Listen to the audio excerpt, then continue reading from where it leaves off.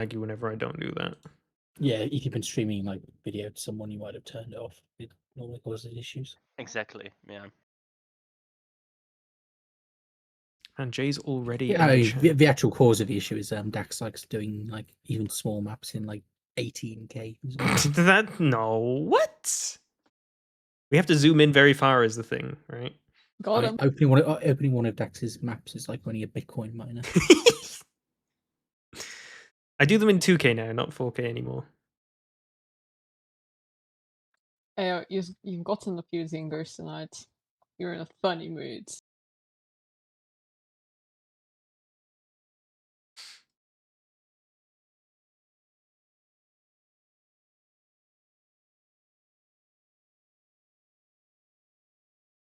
Have you got it working, Tony, or is it still laggy?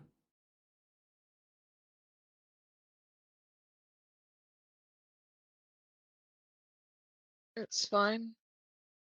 Okay, right. Let's get underway then.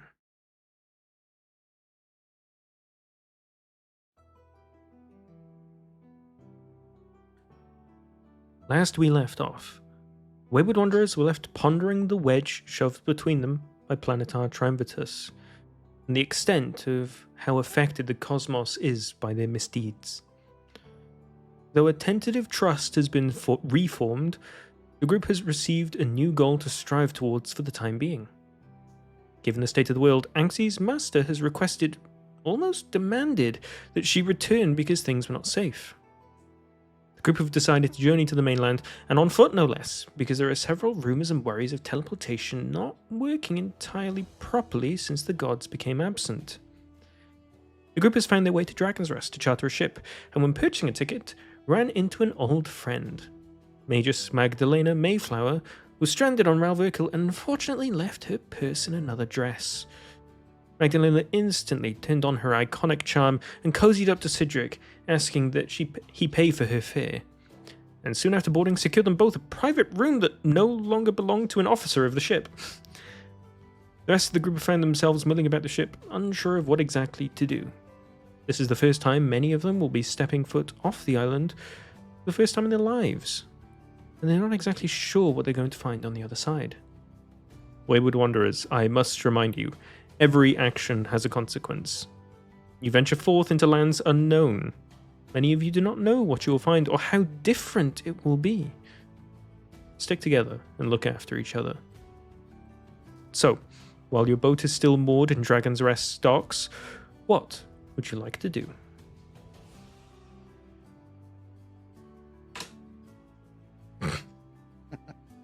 Well, I'd like to go drink some grog and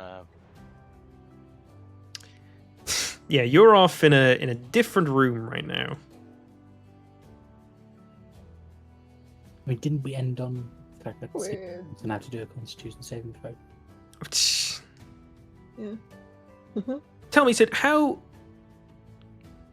I'll say Maggie's being rather forward with what she wants off of you at the moment. How receptive to this forward attitude are you being?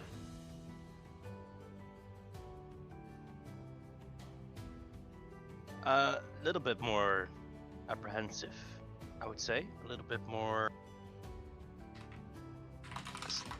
Sid does have other things on his mind, I would say. It's not all about just, oh, here's Maggie, let's fuck, you know?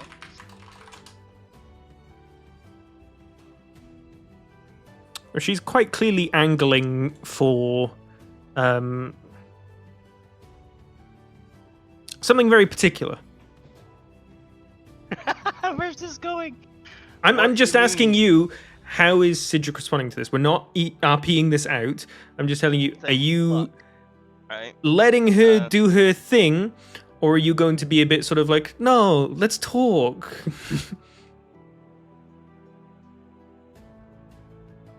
No, I don't think we're gonna. There's no need to talk. No. I don't think Sid considers her as like, hey, here's my talking buddy, you know? No. Alright, roll me a Constitution saving throw then.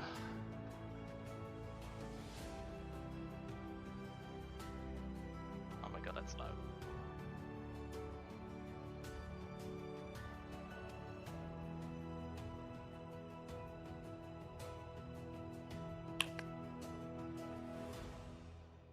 Well, That's a good room.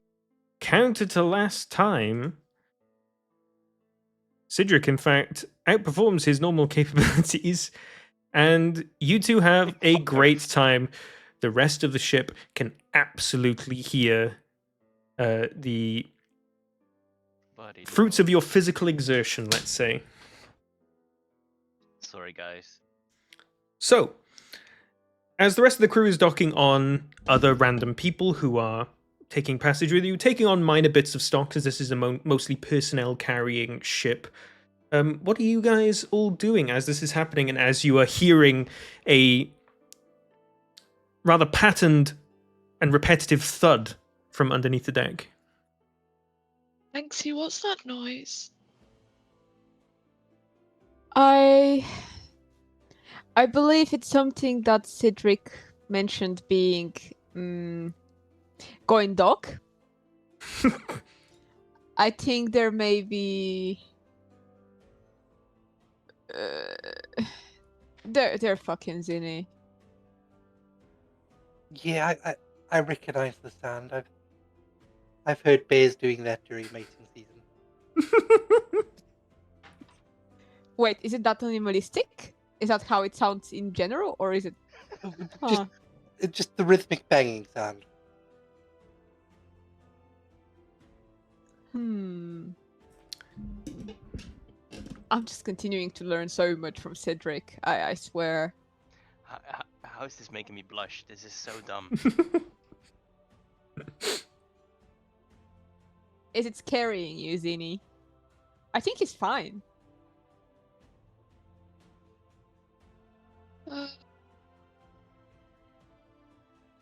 As long as Sid's happy.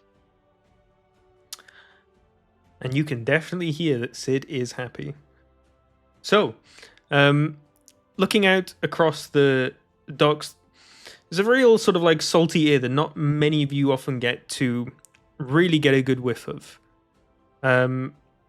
It's a decently clear sky up above. It looks like it's going to make for pretty decent traveling weather for the most part.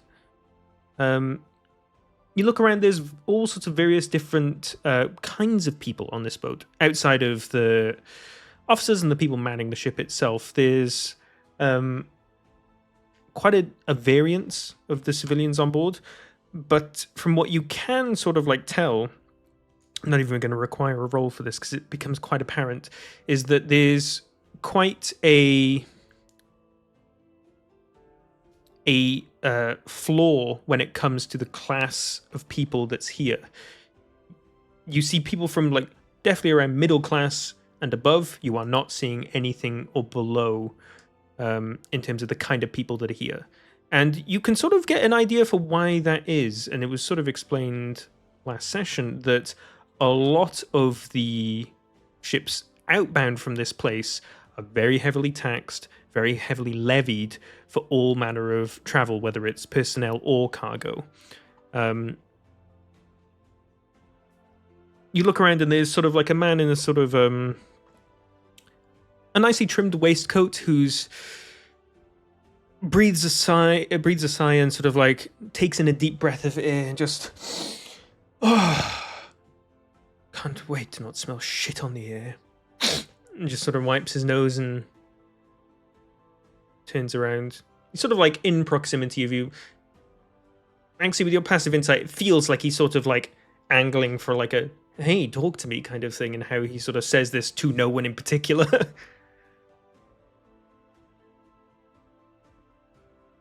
He's near us, Yeah. basically. Said that out loud to no one, so he's like sort of like expecting you to jump in a conversation. Guys, I feel like this man there wants to speak to us. He might hear you saying that. That's the point. He turns around. Oh, hello there. You locals or you off islands?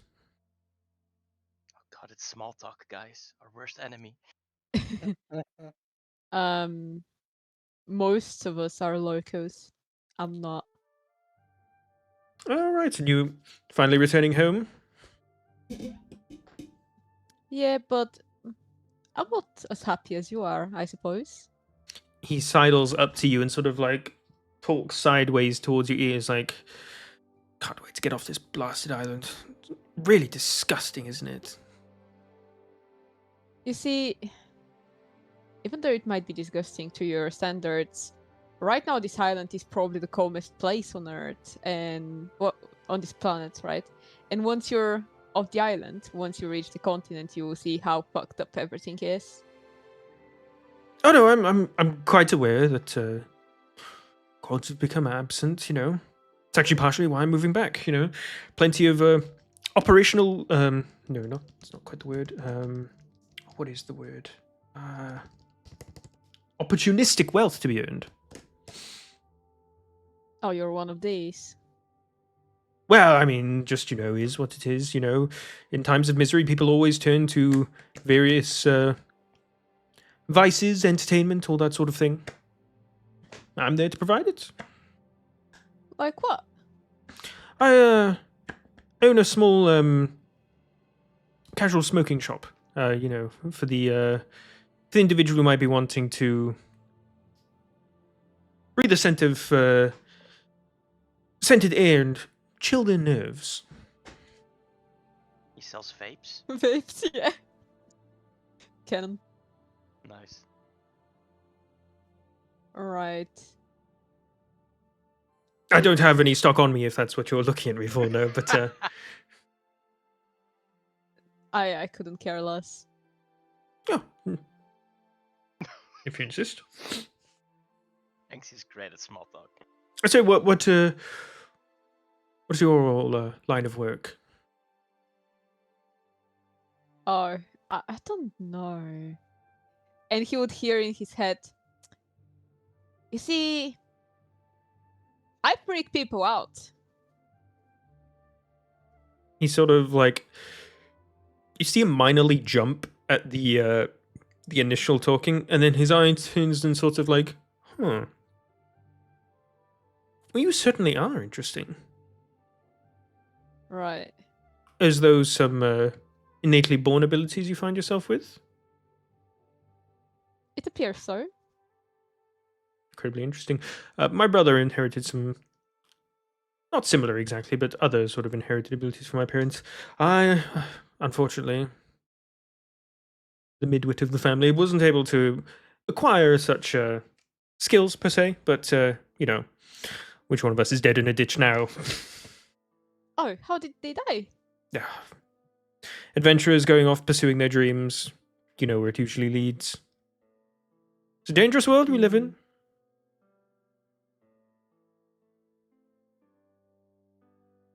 I suppose. Torrent says, how far have you come to get here? Oh, not too far. I initially viewed this place as a bit more of a vacation destination. My main shop runs out of modern Sulu, but I myself am from Rolandaran. A long way from here. It's going to be a good week's travel, but what with everything, I'm going to rather enjoy, I think, the more physical walk back rather than any sort of long-distance jump sort of thing, you know? I'm quite the opposite here, but I also kind of want to keep my limbs. So, It's rather nasty. You haven't, have you seen some of the individuals that have used teleportation recently? I haven't. Have you? It's a rather nasty thing, yes. A lot of people do Gertrude still says us. come out fine. Roll insight.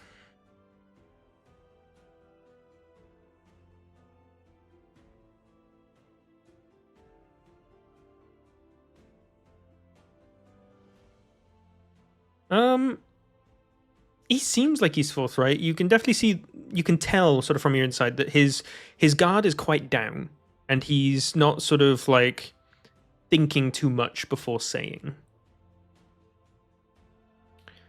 Yes, it was rather scandalous. Just a scant few days ago, was cruising through the magic shop just out of curiosity more than anything else, and I saw this. I would say gentleman, but I'm not exactly quite sure. It was more just a a lump of flesh that was raspily breathing just appeared in the magic circle. It was Yikes. certainly wasn't the nicest. I believe they whisked him off to some kind of hospital, and I dare not inquire further. I see.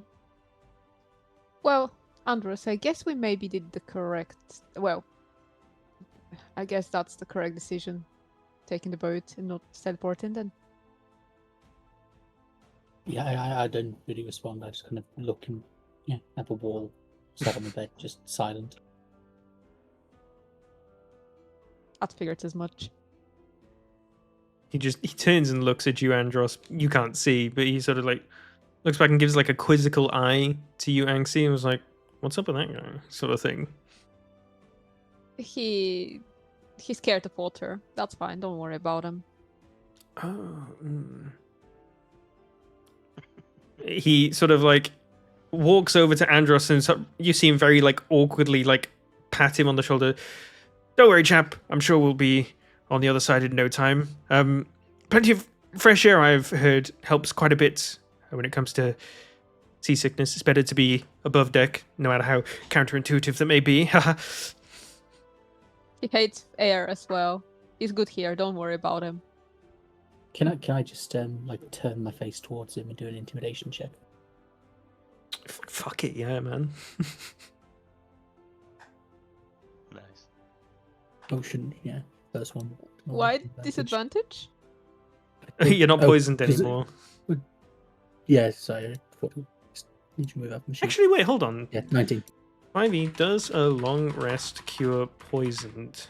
What do you mean? He got poisoned from the drinks he took like a few. Oh, wait, yeah. Oh yes, I am. Yeah. Poison, long rest generally does not remove poisoned. Oh, okay, never mind. And we haven't had one since So he got what poisoned. does remove it then? A spell of cure poison or cure lesser restoration or something. I believe Shift has it. So we're technically all So- poisoned. So I'm imagining he turns to the guy and he just sees like a half-drunk guy that tries to look intimidating. And just like green in the face, like ooh. Right. Pats you on the shoulder again and takes a step back and then turns and walks upstairs and out onto the deck. Not like I didn't warn him. At this point, you guys are all left alone down below.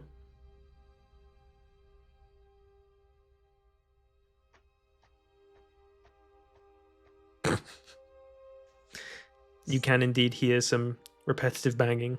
Oh, that's what it was. Good lord. Guys, how are you feeling about leaving the island?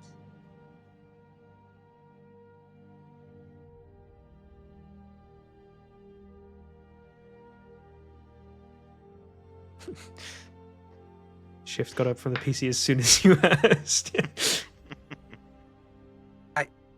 Kind of excited, to be honest. Never been off the island, and keen to see what the rest of the world looks like, and I think this is a good opportunity to do that, right? Yeah, I mean, I hope you like it. It will be a bit annoying to get to where we are traveling to, but there is a lot to see. Annoying travel doesn't bother me too much, I don't think.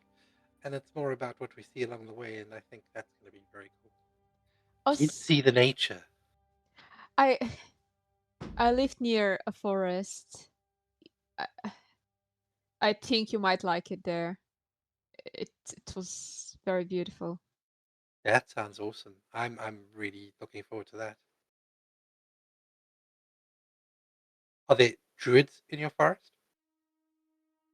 Are there druids in my forest?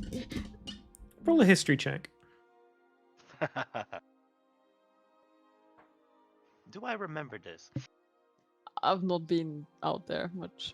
From what you know, the forest you live by doesn't have too much of like a history in that sort of sense. It doesn't seem to be the sort of focus of any kind of like folklore or anything that. But one thing that you do remember is that one of the things that the forest is known for, the river that passes through it, that comes down from Mount Havenix, people say at least that it slightly magically imbues the trees and plants that live close to it, because the peak of Mount Havenix is adorned with all sorts of naturally growing crystals, and the river that runs from the top of there, sometimes little bits of the crystal break off and they run through, and people say, at least, that it imbues the wildlife with some sort of magic. I see, Baylor. I don't know whether they're druids. I've personally not been out much. Well, I used to not leave the house, if anything, but I do know that the river that passes through is quite interesting. It does have some magical attributes. It imbues the nature with it basically sort of does what you do with nature. And the reason for it is because of some crystals on top of the mountain Crystals. Yeah, we can go and check them out if you would like. They might be interesting to see. I've never seen them. That sounds very interesting. I wonder if there's druids by the crystals. Could be. Or maybe there are pixies in there. I don't know about pixies. Let's hope not. I've seen a pixie. Yeah, and he wasn't much fun. I find them fun. But, magical. It could be. Could be druids, could be pixies, could be nothing. But might be interesting to go and see if you guys would like to. I don't know much about the world and what's out there, but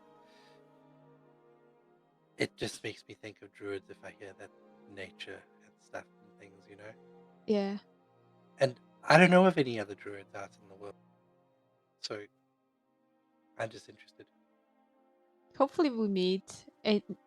Well, I don't know if there are any ideas, but I'm hoping we meet some other druids so you can see if there is a difference between your family and them.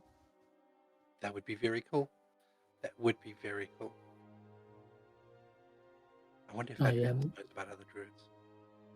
And As I just try to look out. again, and just ask you, do you reckon there's any other warlocks on the mainland? There surely are, yeah. Right? Warlocks are definitely a thing of decently well known. They're sort of like, as well known as wizards conceptually, but they're very much talked about as the wizard's evil counterpart, sort of thing. They're sort of like played up like a boogeyman of sorts when it comes to the more magically mundane people. But realistically, magic is simply a tool by which you use. There of course, they of course exist off the island, obviously, but they're not seen as anything that special. If anything, you might be seen as the evil version of a wizard or anything, which I hope is not the case for you. Well, the only wizards I've met are kind of evil, so exactly. So it's not about how you get your magic, but how you use it.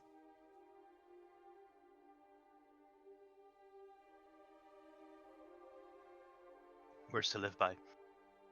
Yep. And I'm sure you're meant to do some good things with yours. I think we need to engrave that on a plaque and put it up at the mansion, on the wall. Andros, roll a dexterity saving throw, please.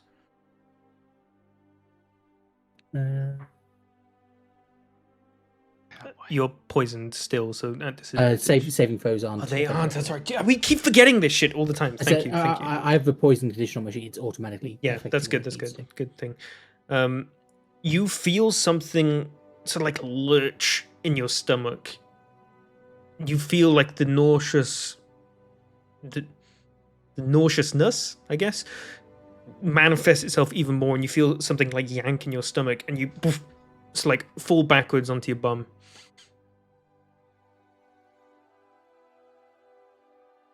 Okay, can I get up? I would try to help him as well. Basically, extend my hands. A guy from across the other side of the sort of like little cabin section that you're in sort of says, "Hope your sea legs aren't that new. Got a whole day's worth of traveling yet." Ah, I thought it was a short day. The guy just sort of sat on his bed thumbing through a book.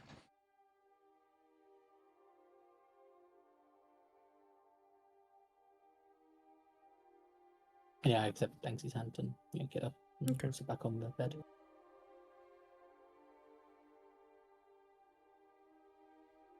You hear a Do we bunch see of sorry, what were you gonna say? I was just gonna ask if we see any interesting people. A handful, but most look like they are relatively boring. Not in like a mean way, but like they just got some like fancy-ish clothes on and mostly sort of like keeping to themselves. You don't see any people that are too. It's like you don't see like a quest NPC who's like dressed significantly differently and like that's a guy I need to speak to or anything. It's just sort of like a bunch of civilians looking to just pass time as they travel back to the mainland. You do hear a bunch of shouting and hollering from above deck, though.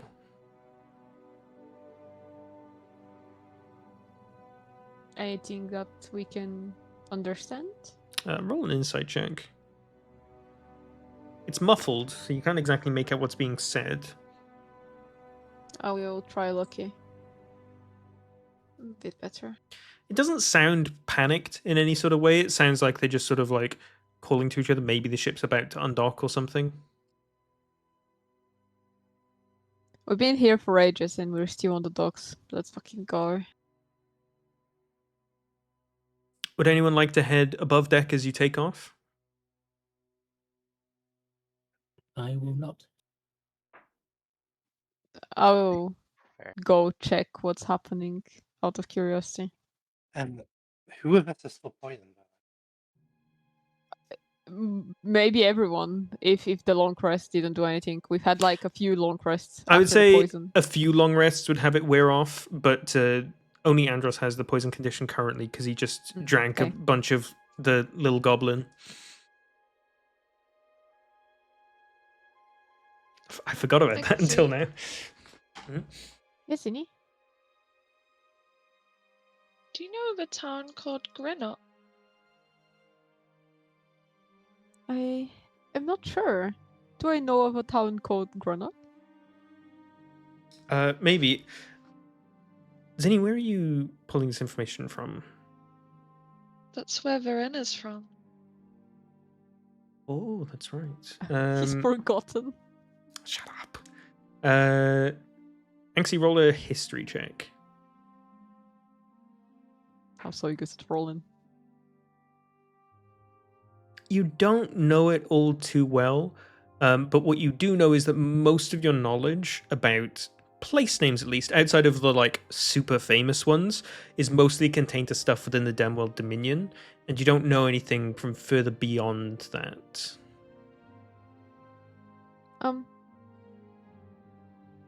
I don't really recognize it that well, so it might not be anywhere near the place I lived in. But we can, once we're back, I can check in the library and see whether we can find information on it, and then maybe visit it. Yeah. In a dream, I met a dwarf from there, who was a cleric. Was she doing the same rites you were doing? Yeah. Have you tried reaching out to her ever since? No. Would you try, or are you scared?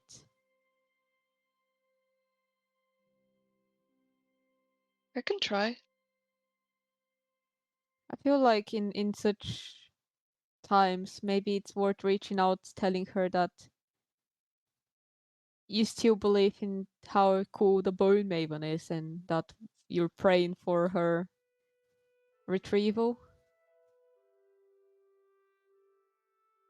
Maybe she needs to hear something like that if she's lost her god as well. I believe we have the same god. Exactly. But you know what's happening right now, and I doubt she knows. So she might need the support. Dex, am I able to send to her? You are. Go ahead. A message of 25 words. As long as she doesn't have some kind of way to prevent sending like Anxie does, then she should receive it fine.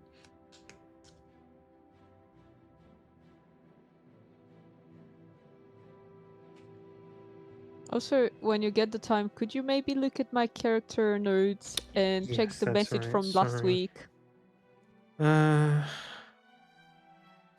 It's nothing that important, so you can't wait. Oh no, I want to respond to that.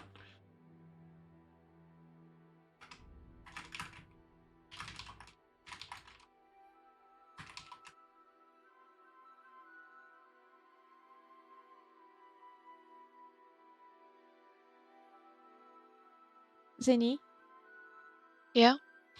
would you like to come with me to see what's happening up there? There's been some noise. On the deck? On the deck? Yes. Top deck? On the deck. Sure. Okay. And that's the answer to the previous question, Dax. Me and Zinni will go check it out. Anyone else? Shift, are you wanting to head topside, Torin? Yeah, topside. Okie dokie. Yeah.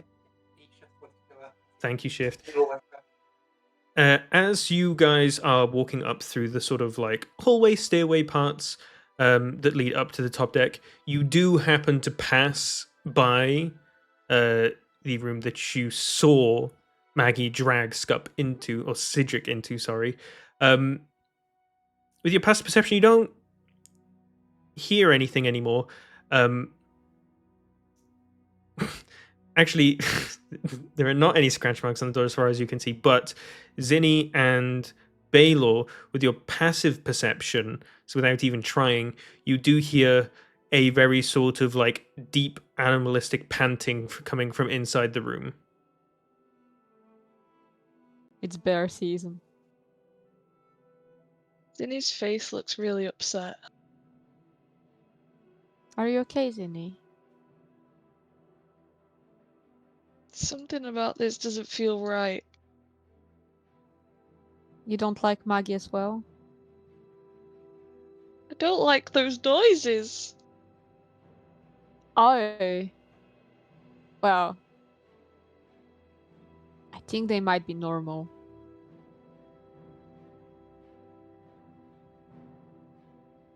What if Sid's in Baylor said trouble? that. We can check on him if you would like. I can speak into his head.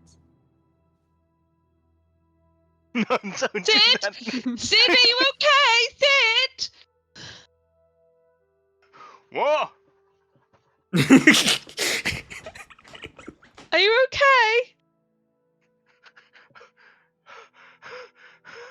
Yeah, just a little bit out of breath, that's all.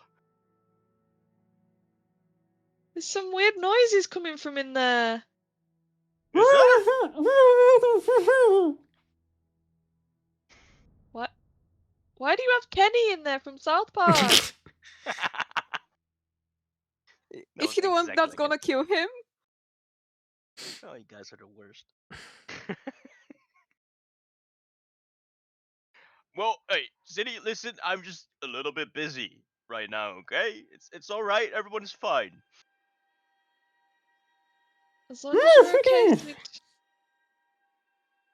I mean, I think for now I am. we should leave. Wait, I told you I don't want to do that.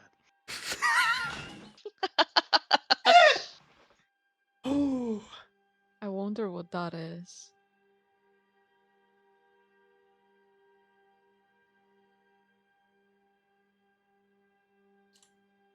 Okay. Let me go back downstairs now. Well, we Yeah, haven't gotten to the deck. Yeah, you're on your way topside, but you're going away from here, that's for sure. You're just sort of like passing this room in the hall. Zinni, do you have the sending message that you'd like to send to Verena yet, or you want to hold off a bit on I've that? typed it in my note. Oh, you have. I wasn't looking. Maybe next time we go past this room, we just run and not look back. Zinni, would you like to say this out loud for Pips at RP? Because you're going to get a response right away. Verena, it's Zinni from Ralverkil. We met in a dream once. Remember me? I wondered how you were doing without guidance from the gods. It takes like 10 or 15 seconds, but you do get a response from Verena. Oh, da, Zinni, it's been a long time. Sorry, it's all very difficult right now. I hope you're keeping well. Bone Maven guide us in these troubling times.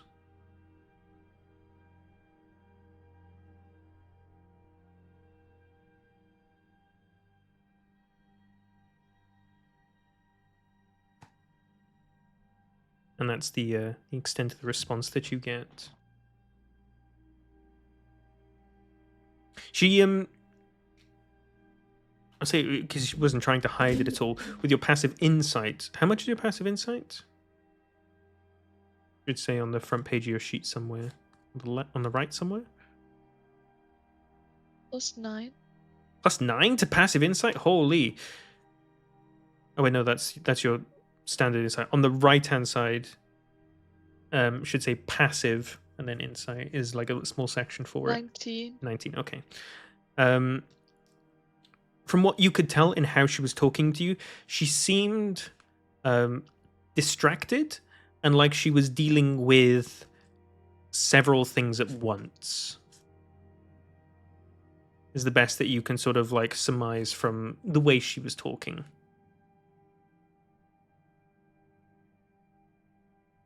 Okay.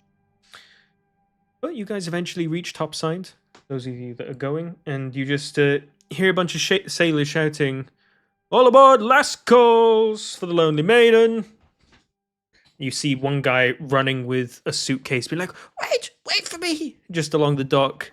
And he frantically like waves his ticket in front of the sailors, runs up the plank and sort of like starts panting.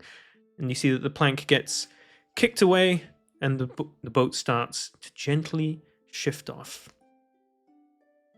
Unshackled from the docks, you now start to sail gently eastwards off to a clean blue horizon. The waters ahead look calm and like they'll make for easy sailing. Nice clear sky up ahead, and it only takes about 10-ish minutes until you're out of view of... Not out of view, sorry, but you're sort of like a good distance away from the docks. The town behind starts to get smaller and smaller, and eventually there's only the upper layer of the elevated city that you can see. Being so far away from it all, you can't even see Frostbluff from this angle. High as the mountain is, it's just sort of like just beyond everything.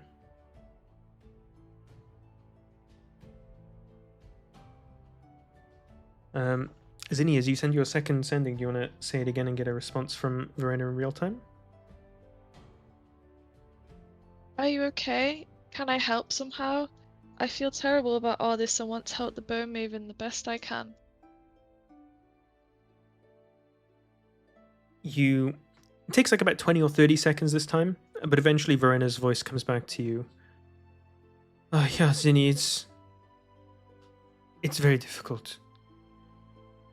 I feel so aimless, and I'm not sure what she wishes from us. the best that we can do is to ease those who have passed, assure them times will get better.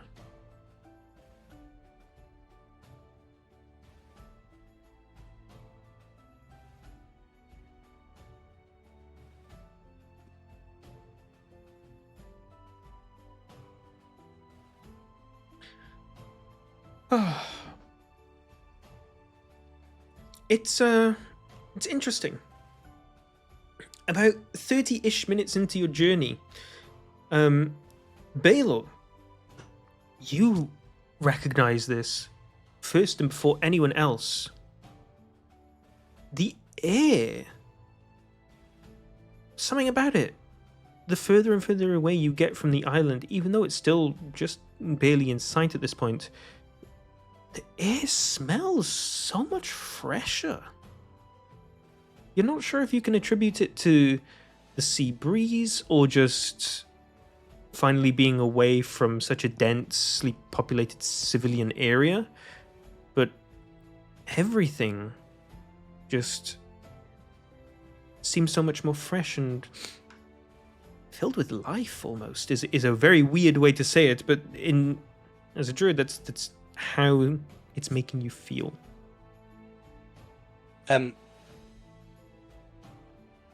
Would this be smelling fresher and more full of life than the forest and the plateau with the Eversplendor? It actually does. Though the plateau with the Eversplendor was the freshest air you could smell, especially when it comes to the verdant energy that just emits from that place. There's just something weirdly imperceptible, but only sort of really noticeable to you, that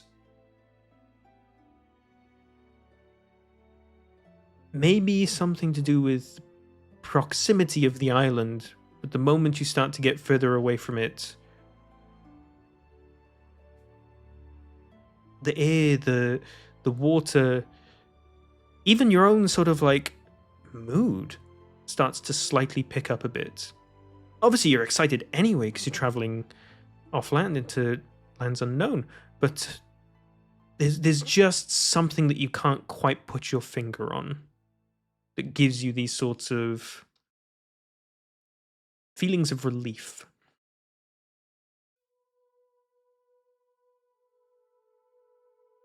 Do you guys smell that?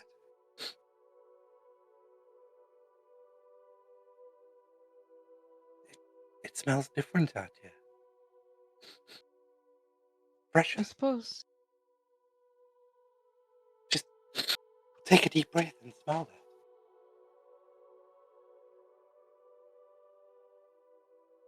If anyone else wants to, you can roll a perception check. I'm still in the cabin, right? Yeah, you are. Okay. I mean, Just you say can it like smell that. what you've made there. Whoa! You, Sorry.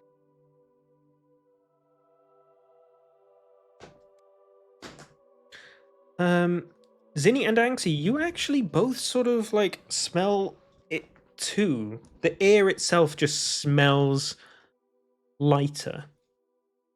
Just that weird little bit fresher.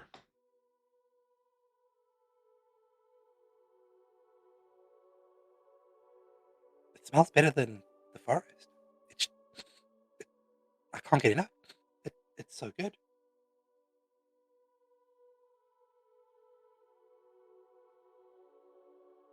Yeah. The air will be the same when we basically go to the continent. I think it's just the island that doesn't smell quite well. Really? Mhm. See, this is why I'm doing these things, and I would never have known it if I didn't come on this journey. I've only ever smelled the island, and it's never smelled bad.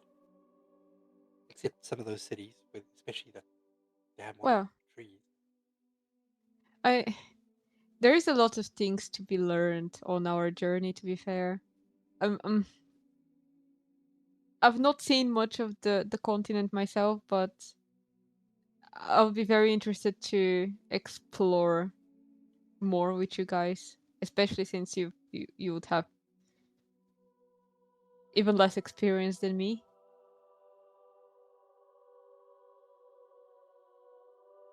If this is hard starting, I'm even more excited to get to the mainland. Wow, it smells so good.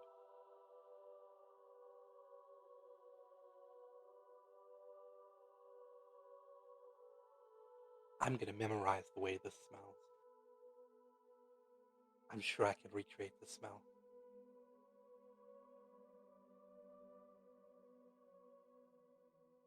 As you're taking in the new subtle differences in the atmosphere around you, watching the gulls fly overhead, hearing their caws, a sense of calm starts to wash over each of you. Until you hear from underground, under deck, a very loud thud, followed by several other smaller thuds, as if something heavy just sort of like toppled over and smacked a bunch of things on the way down.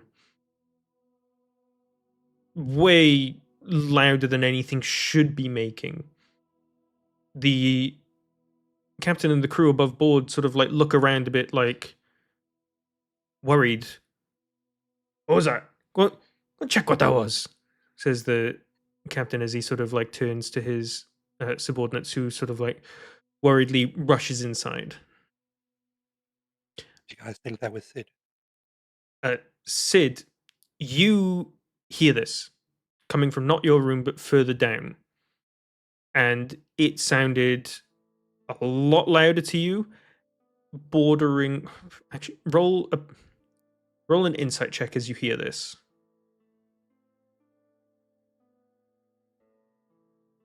I don't know. Could be, or maybe Andros. What if Andros just exploded? Yeah, that's the point. Did I hear anything? So I'm still below decks as well. No hope. Cedric, the noise was so loud it sounded bordering on dangerous, like something, well, not necessarily falling, but smacking something very hard, and you hear a slight splintering of wood as well. All right. I look at the noise, and without looking at Maggie, I go, hold on, I need to check this out. And I grab some of the sheets so I can wrap it around my waist, and I go towards the door to What? find out. We're just getting to the good part. Don't worry, there's much more left of that. I hope. Yeah, just wait right there. She sort of like sits on the bed, like with her legs crossed and arms folded, with a sort of like put out face, like an angry child sort of thing.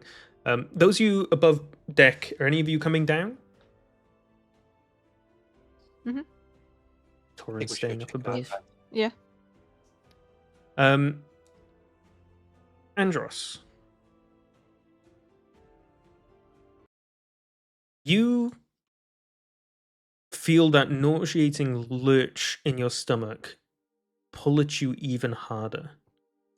And it knocks you over, giving you a slight tumble.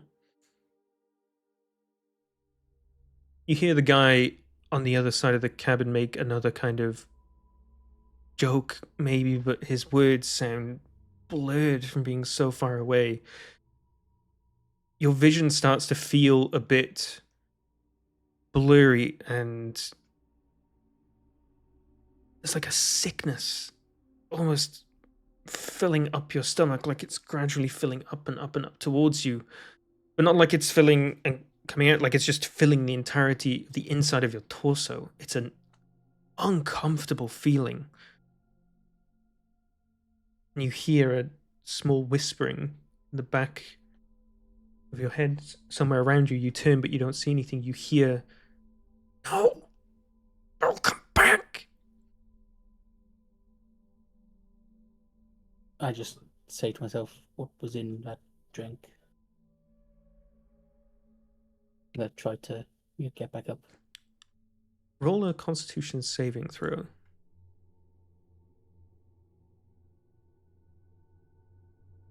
the moment you try to start finding your footing, you tumble over again, and sickness inside. You belch and you throw up, and it's just sickly, acidic water that comes out. Nothing of the color of the spirit you just drank, just a slightly green tinged acidic water, just way too much, just starts coming out of you. And you hear that voice again from somewhere behind you, and again you turn but don't see anything. You can't go yet! You're not finished!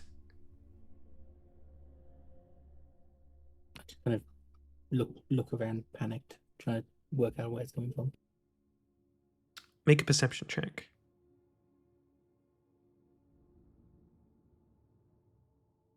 You look around, but your vision is blurred. You feel so nauseated by the boat, the alcohol, the idea of moving away from home, being on a boat at all. It starts to become too much, and eventually your blurred vision starts to fade to darkness, and poof, you collapse on the ground.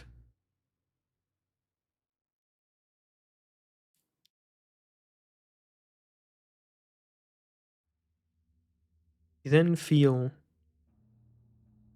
something pulling at you. Something has grabbed hold of your arm. You feel it lightly and feebly pulling at you. As you open your eyes slightly, your vision starts to return to you. You are in this familiar dreamscape once more, where the horizon is infinitely far away and right next to you at the same time.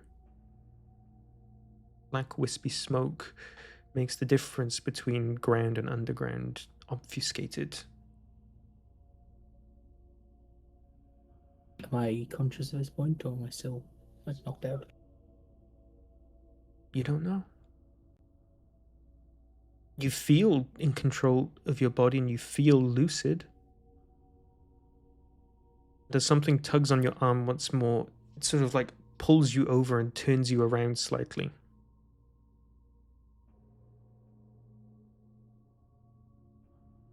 You look and there is a somewhat spectral hand that seems to appear from nothing that's gripped onto your arm.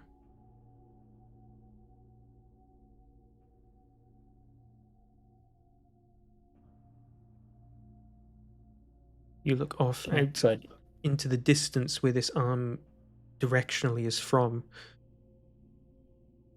and you see a humanoid body curled in a fetal position lying on the ground. Do I recognize it? Not from here.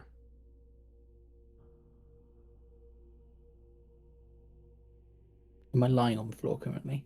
Yeah. Am I standing? Can I try getting up and moving towards it? You steadily get to your feet and you feel a bit more confident in your footsteps as you do. You start to stumble towards it. You look and what you see is a pale husk of a person. As you eventually get closer and closer, you do recognize this person. It is Lekranov. Can I try to remove the spectral arm from As you stood up, it sort of like faded into wisps and disappeared. I just say, yeah, what are you doing? You're leaving. You can't. Why not? Because you need to finish. Get me out.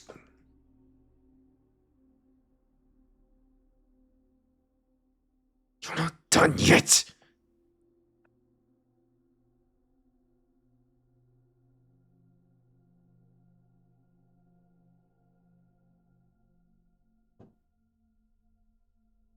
Do I want to get you out? Yes, yes. You can't let him have what he wants. Rage against the And what- machine as much as you can, but you cannot give it to him. What is it that he wants? I don't know what he's told you. I don't know what contract you signed. You let me out. We can do this together.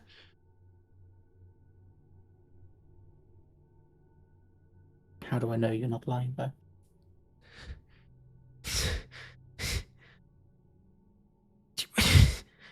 Don't you see the state I'm in? You think I could do anything but just reach out for help? I'd call this a bit more than reaching out for help. You see as a sort of another spectral arm sort of apparates from his body and starts reaching out towards yours and grabs your clothes by the chest and pulls you down towards him until you're kneeling and next to him. Come back. Don't leave.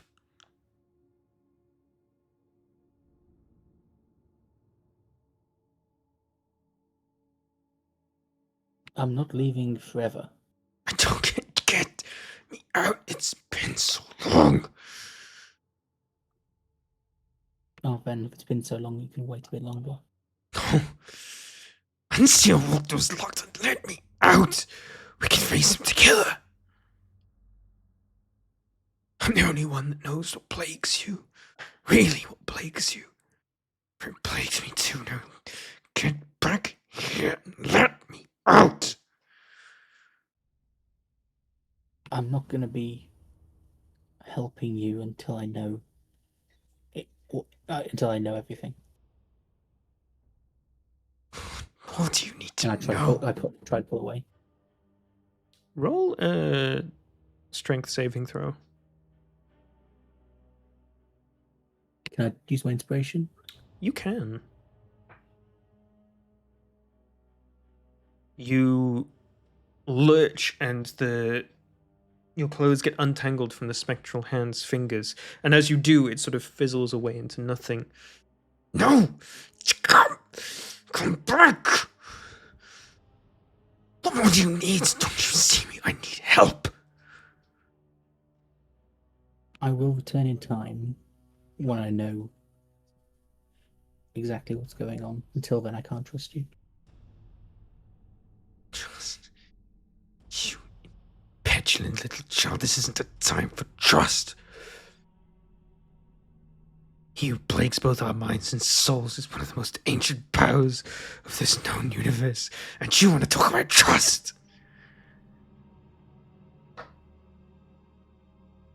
Come back and get me out. You can wait a bit longer. Step further away. No. No! As you step away, you see this insanely angered expression on his face as you tear away from this metaphorical dream space, and you find that your vision snaps back to you. You're on the other side of the room, the same direction that you had walked in as if you were in this dreamscape.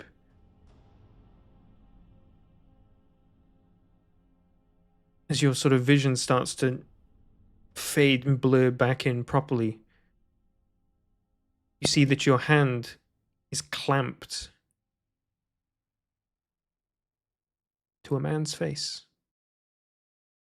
The man that was on the opposite side of this room.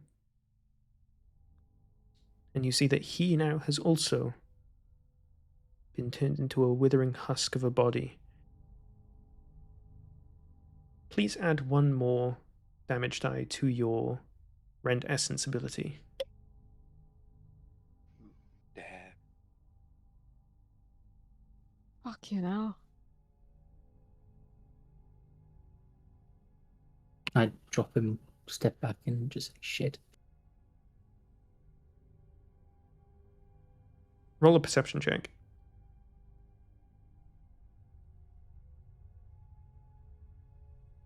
even through the sort of like blurred grogginess that you feel, you hear some footsteps above you and some coming towards the door.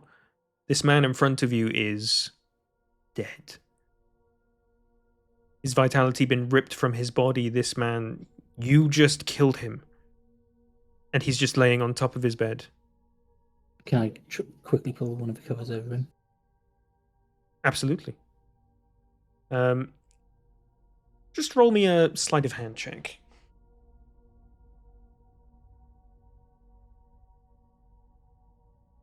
You manage to, it's a bit awkward, but you sort of like wrap this guy, sort of like pull him around and get the covers over top of him and place him in an approximate enough position that he looks like this is where someone would be laying if they're sleeping.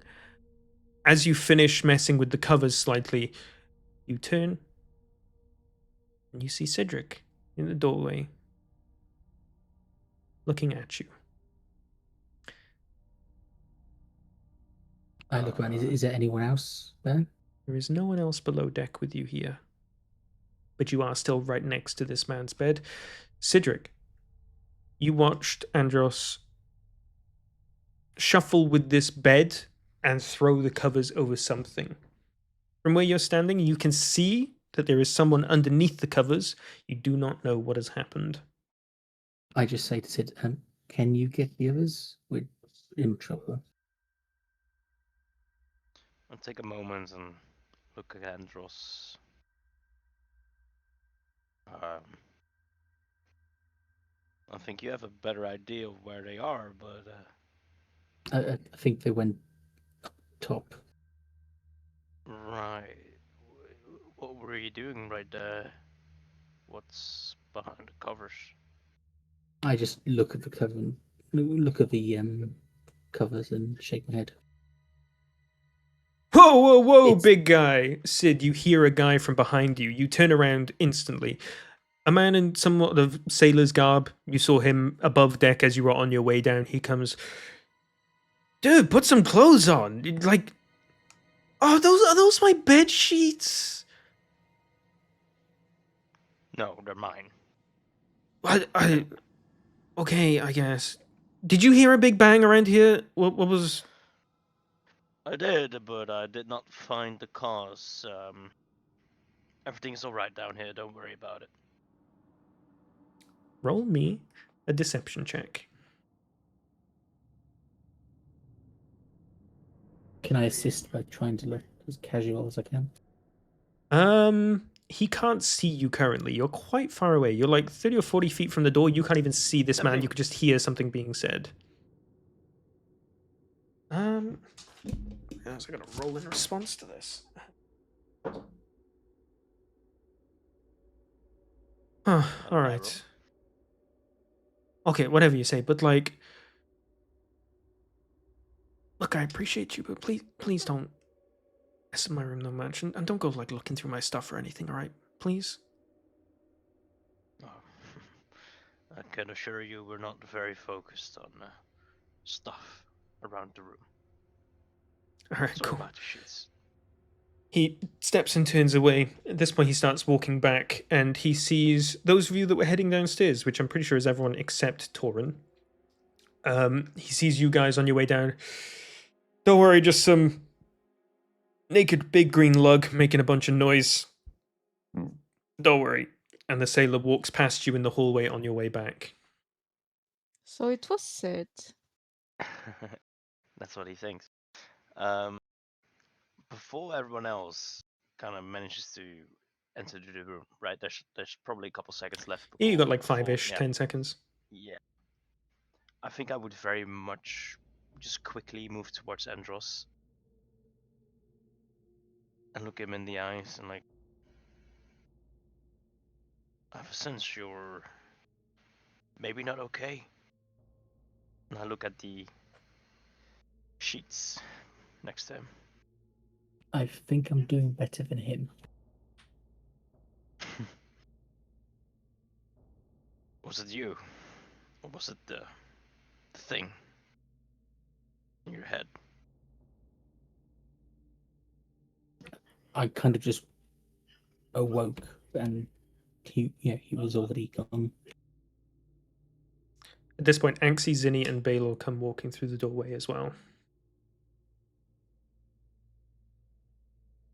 You see your two compatriots stood at the opposite end of this galley, I guess you call it. I don't know.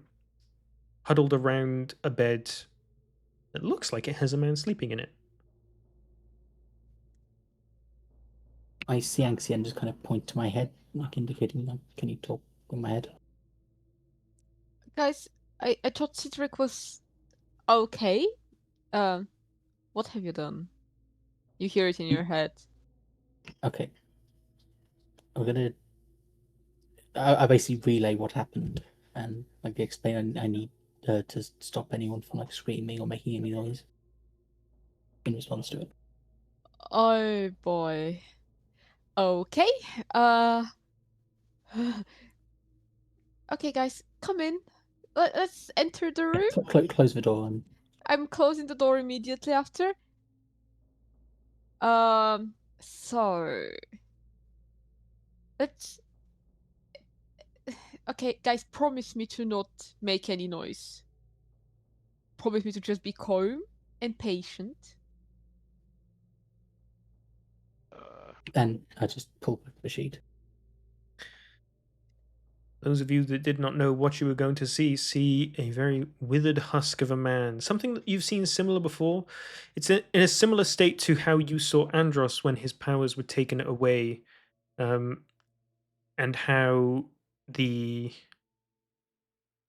what was his name?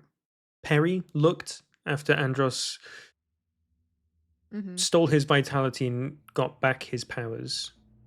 The body sort of like looks like it's sapped of all muscle and meat, like it's just skin barely over a loose skeleton of bones. Well, the group takes that in for like 2 seconds. Sid does like one step, so he's like sort of like half standing in front of Andros, and he goes towards the rest of the group. Just a thing in his head, all right? Wasn't him. That's the scary part, Cedric. That's I the know. very scary part. I know. Okay, what do you remember? Well, you've told me what you remembered. Fuck. Yeah, the specific point I'll mention is that I think it was Lekrinov, like not anything else. Lakrinov. Lekranov. The guy that's potentially behind the cave. Yeah. The door in the cave. Oh, lovely. He made you do this. Well, while this was going on, I wasn't aware. I was talking to him, and he wasn't too happy about me leaving the island. He was angry, even. Okay. That might mean that they might not be able to. Well, maybe not. Well, I was thinking that if that's the reaction of you, their reaction when you leave the island, maybe they can't. Their grip on you is not as strong when you're not there. But that happened off the island, so It seemed like he specifically wanted me to stay and to finish something and to free him, but we didn't really go into a lot of detail. oh my god. Fucking Lakrinov. Anyway, that's longer term stuff. We've got a bit of a short term issue here. How many voices do you have in your head, buddy? More than I'd like. So anyone that can deal with a body without making any noises? I mean, I can probably carry it around, but what do you mean no noises? Where do you want to dispose of it? I was thinking of a spell. We could put it in a bag of holding. We can. Cedric, you're a genius. We can put that body in I the know. bag of holding.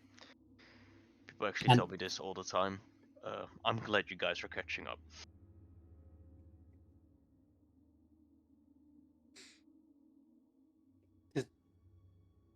Does he have friends on the ship that are going to be looking for him if he's suddenly missing? I could help with that, and I use alter self to make myself look like him. You know, Andros, you're quite crafty with your magic, but that's fucked up, buddy. That's pretty fucked up, but alright. Guys, I gotta go back to this room right now. I got some other business to attend to. It's at this point that it dawns on you that this Cedric is currently very sweaty and just has bed sheets wrapped around his waist. You can go back after seeing all that, and okay. Listen, it's not up to me, if you know what I mean. Okay, I'm in a situation here. There are things at stake, and I'm quite afraid to disappoint someone right there. Okay. Are you okay? Yes, I think I am. You think? I like to not think in moments like this a little bit. All right. Anyway, guys. I'll start a telepathic connection with him. Okay. Wow, I still Yeah. see him. I guess as well. I'll say if anyone asks where I went, just say I panicked and teleported back to the island. I don't think anyone would be asking about you, if anything. Well, it's But- just cover. It's a good cover. ourselves, I guess. It's something It's a good Andros would cover. say. Yeah. But Andres, I feel like maybe you shouldn't be playing as this man. Well, I mean, the alternative is he just disappeared while we were the only people in the room. if people are perceptive of that, yes. Okay, let's move on with this plan, I suppose. Oh my fucking god. Are there any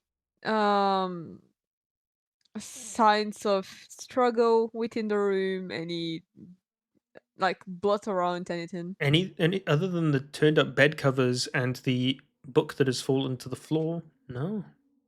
Okay, I'll use I'll try to fix these things in the meantime, just to look as if nothing's happened here.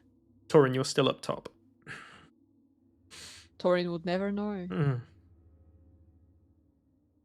You okay, so you Baylor rolls out the portable hole and you dump the body into it.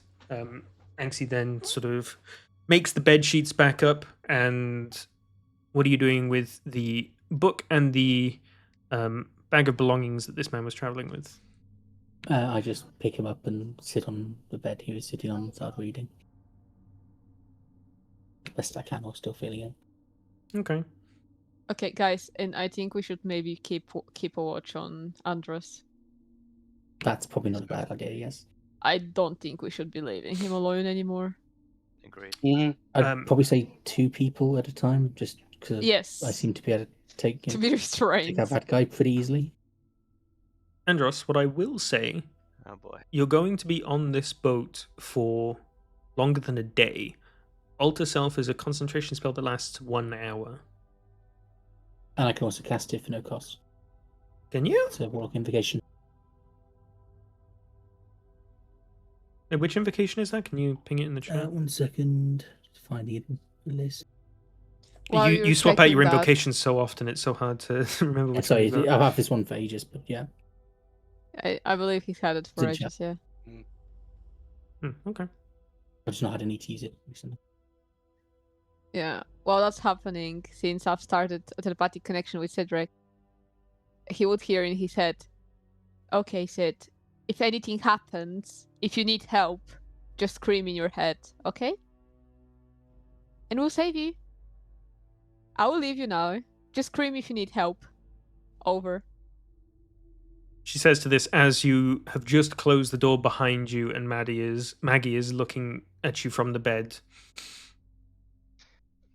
I close the door. I'm already replying in my head.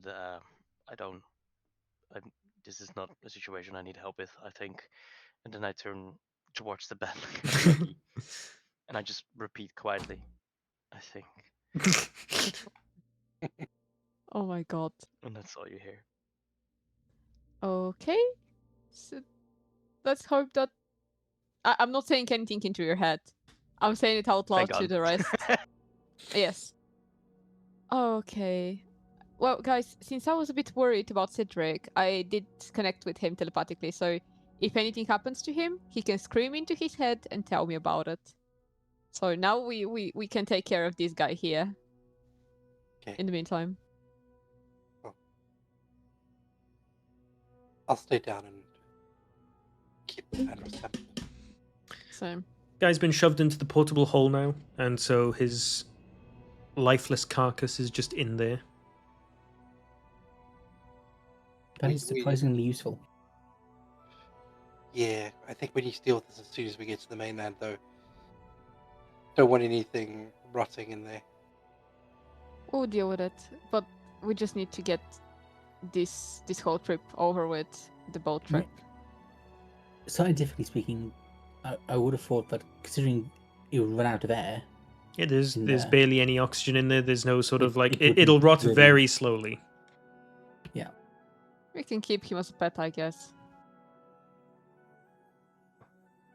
I would say we could resurrect him, but yeah, not working at the moment. Oh, we could. Silver lining, we could try out Baylor's resurrection on him, see if it still works. I don't think you can resurrect a body in that state.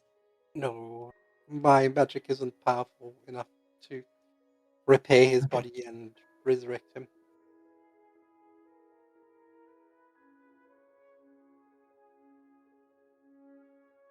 Also, would cost you 500 gold to try. So I just look at the book as well. What was the guy reading? Can't really gauge what it's about by the title, but as you start reading it, it seems to be some sort of smutty teen flick, like quite juvenile, sort of like a high school romance sort of thing. It's very cringe. They have Yo. high schools on the mainland.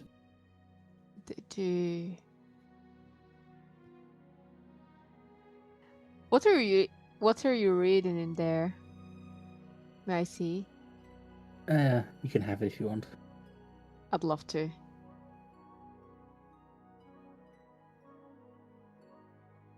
And yeah, hand over. I'll be reading that smut, brother. Anxie, Okay. add a book to your inventory called The Diary of Jenny Perez. Oh, that doesn't sound interesting. Okay. Can I look in the guy's bag and see what he has? You find his ticket, along with a couple of a small coin pouch with 23 gold, handful of silver and copper in there as well. You find a bottle of moderately priced whiskey. Is his name on the ticket? I think it's probably worthwhile me knowing his name if I'm trying to pretend to be him. It is not. None of your tickets have your names on it either. Okay. I put the bag down. I've already killed him. I don't need to steal from him as well. Okay. Growth. Sid, roll me another Constitution saving throw. Yeah, alright.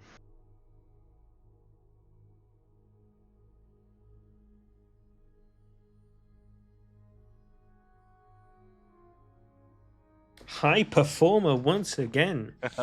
Oh, You rolled an 18 nice, last time, you rolled a guys. 19 this time, you're making up for lost time. no way.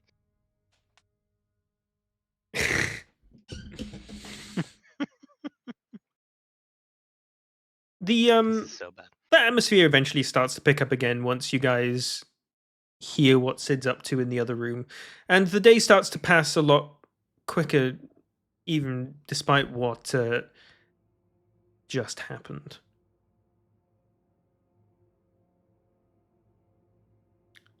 At some point during mid-afternoon, a couple of you are above deck. Are you going to inform Torin of what happened?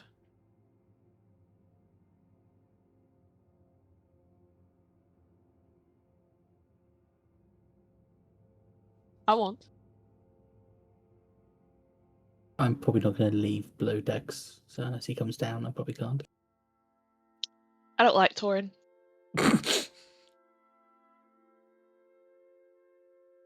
Shift, what about you, buddy? I'm not going to breathe a word. Yeah, he's not aware of Perry and these things that happened. I don't think we should tell him. Plus, it's Andrus's bullshit. We can't be spreading around his problems. Torin, you're having an interesting time to yourself. You heard that knock below, but you didn't hear anything of it. You saw some sailor come up later on, said that everything was fine to his captain. You got nothing to worry about. Your mind is just sort of preoccupied with everything that's happened so far. You leaving your father and seeing so many crates with his logo on it everywhere in the docks before you left. And now you also, even though you've been off the island a couple of times, now that your allies have mentioned it, you do notice a sense of freshness on the air that you sort of didn't really appreciate before when you've gone off island a couple times. You sort of mill about the ship, going back and forth, going from one side to the other, seeing how far the horizon goes in each direction. And at one point you just rest your hands to the side and let out a nice sigh. And you feel a slight bump in your pocket where there wasn't one before. You instinctively reach your hand in and you can feel something wooden and carved within your pocket.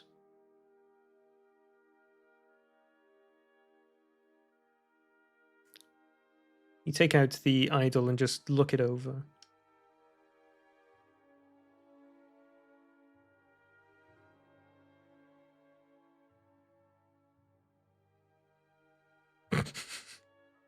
That's shockingly close to it.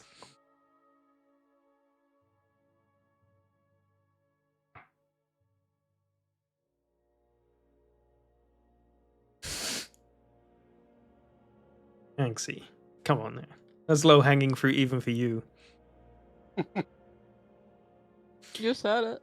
You indeed still have no idea what it does, but this thing was last put in the bag of holding, and now it's snuck its way into your pocket once more. Burning a hole in your inventory, being an item that you are now perpetually attuned to.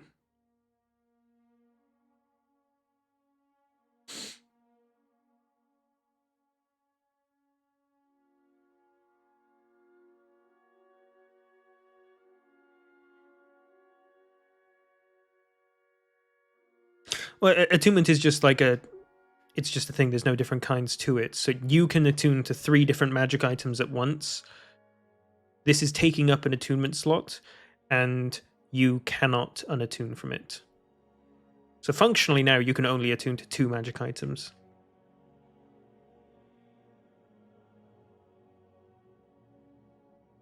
Out of character, could I suggest, like, what would happen if you just throw it in the ocean?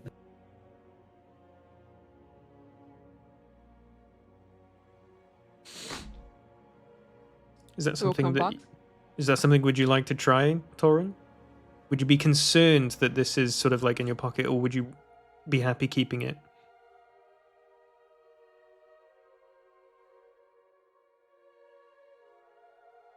You just like it as a trinket for now. That's fair enough.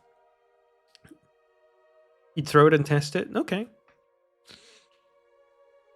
Roll me a strength check.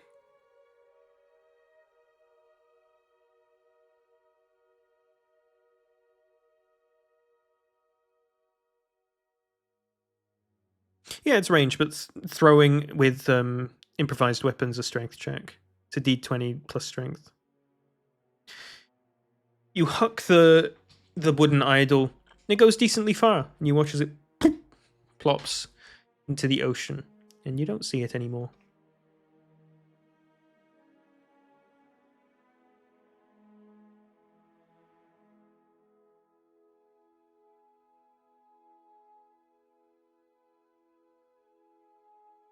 Indeed, that is that for now. You can go down below deck. It's where most people end up hanging out after a couple hours. You know, there's only so much bare ocean horizon that you can see. As the day starts to come to a close, golden light in the sky indicating that darkness is soon following, the captain comes below deck. He sort of like starts walking around, talking to everyone, nodding, saying hello, acknowledging each of you. Eventually he comes to you, Andros. Hey, how you doing? I'm all good. Finish my book. Yeah. You always liked them things, didn't you? It's good to see Yeah. you after so long. It has been a while, hasn't it? Yeah. How's the wife doing? Not too well, I'm afraid. She's been ill recently. Oh really? Well then I'm sad to hear. Is it something that she caught, or is something magical?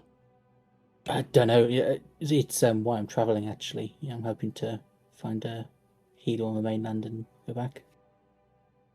Oh Get really? someone who Okay. can look into it. Interesting. Huh.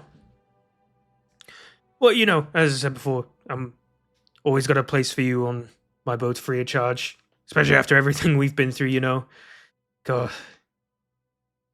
Remember, we've been through so much. It's crazy. Yeah, I appreciate it, man. Oh, it's all good. Mm-hmm. With my sorcerer's abilities, I would like to cast detect thoughts and see what's happening inside this man's head. As this conversation is going down, you hear in this man's head. You hear him say a lot of the questions in his head before he asks them out loud, inquiring, "Oh, I'm sorry to hear about Beatrice. Hope she's doing all right. Oh, that's why he's been here. Okay, that's cool to see. Damn, we really did do so much crazy shit. Even that time we went to the Fae, weird times."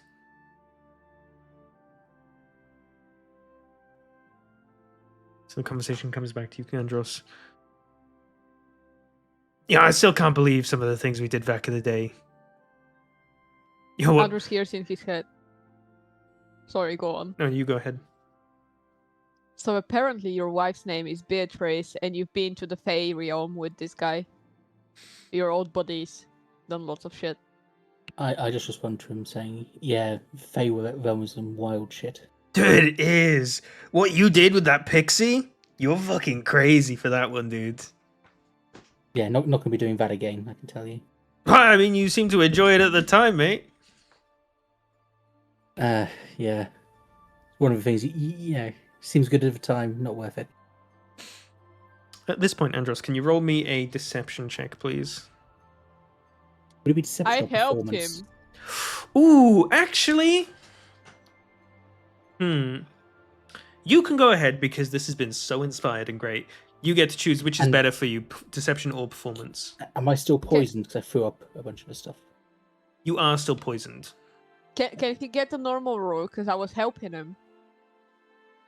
Yeah, I've got someone feeding the information. I will say that's lowered the DC slightly. Oh. Do you, Okay, that's fine. don't you have a feat that gives you something to performance? Oh yes, I get an automatic advantage. So this would be a So- straight roll now. Ooh. Let me just double check actually. It's actor is the feat. Mm-hmm. Yeah, you get an have advantage on that? charisma, deception, and charisma performance checks while trying to pass yourself off as a different person. You can also mimic their speech as well. So it'd be a straight roll, so we'll take whatever the first roll was there, which is a 26. The guy, he sort of just like throws his head back, and you see him sort of wistfully thinking of time has gone by. Yeah, we did some crazy stuff.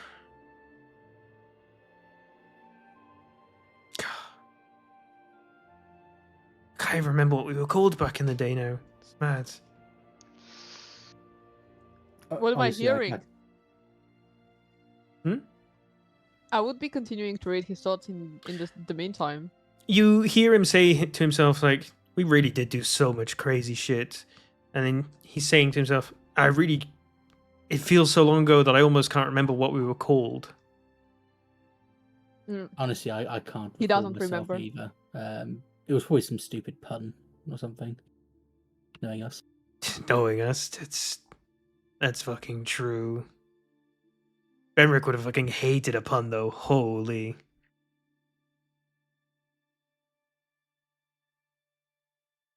Yeah, he was Never much for comedy, was he? He had his moments, but he definitely could be a bit of a stickler, you know, what with his vision for the future and all that.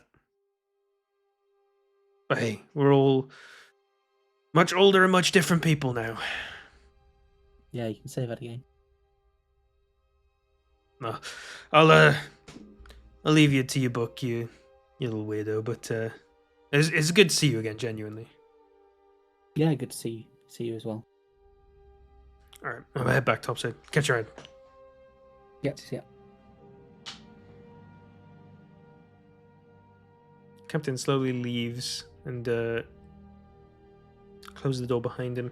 Currently, it's just you, Baylor, 2 men, and a woman and a child under deck here. And me. And Anxie.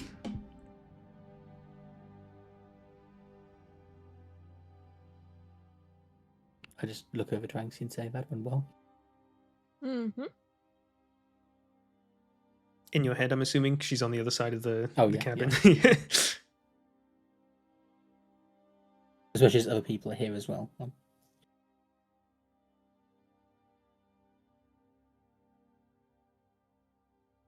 Well, with all that going on, eventually, light starts to fade from the sky, and though you can't see it here under the deck in the cabins, eventually you see a couple of sailors file in, including one dejected-looking officer that wishes he had a nicer bed to sleep in. And eventually everyone starts to curl up for the night. Zinni, at this point you hear a sending spell coming your way. It is Verena. Zinni, I'm sorry I could not speak to you more earlier. I've been very busy. Trying and doubling times we're all in. How have you been faring without the maiden?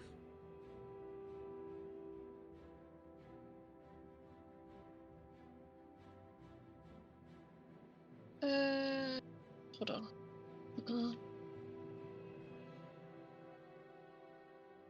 You got a 25-word response.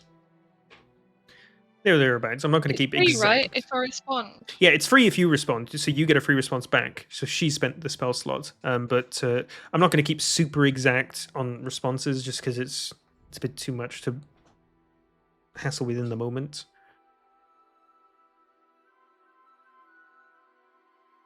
Just keep it brief.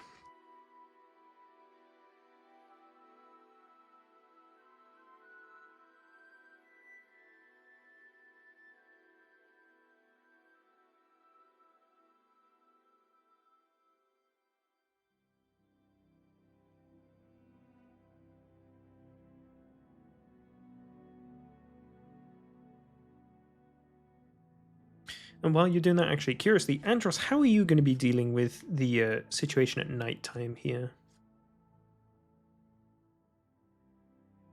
I'm just going to be... I'm probably going to try to avoid going to sleep. So I'll just like lay down, covers over my head, and pretend to be asleep. You actually don't need to sleep, right? Yeah. Okay. Big bad chair as well if you need. And you can just keep alter stealth up throughout the entire night. Yep. Okay. I think we should keep a watch as well. At least one person being up with him. Yeah, worthwhile. And I'll just if any of you come near me, I'll just whisper, like, if I move out of his bed, stop me.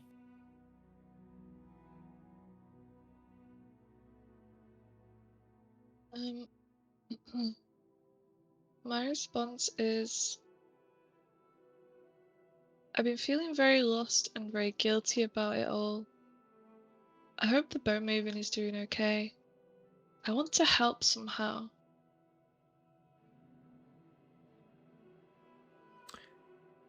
Another sending spell comes back to you rather quickly. Guilty, my child. Why would you feel that? You have done nothing to cause this to happen. These are just the trials and tribulations of times we live in. The best we can do to help is ease the minds of those that wait to be passed on. It is what she would want for us. You have a response back.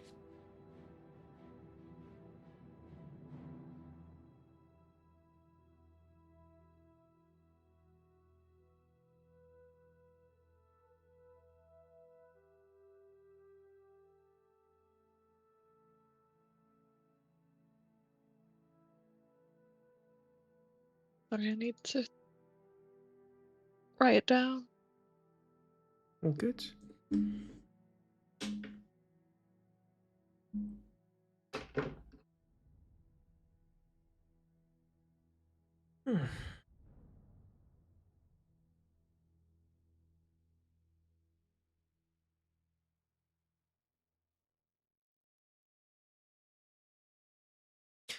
Sid, actually, while this is going on, Maggie's being quite, let's say, demanding. Are you going to be allowing and accepting of that? Or are you going to try to... I think after that role, putting in the effort that I did, I think it's quite enough right now, and I'm gonna check on my friends after all that has kind of happened. Yeah. Roll me an insight check as well. Okay.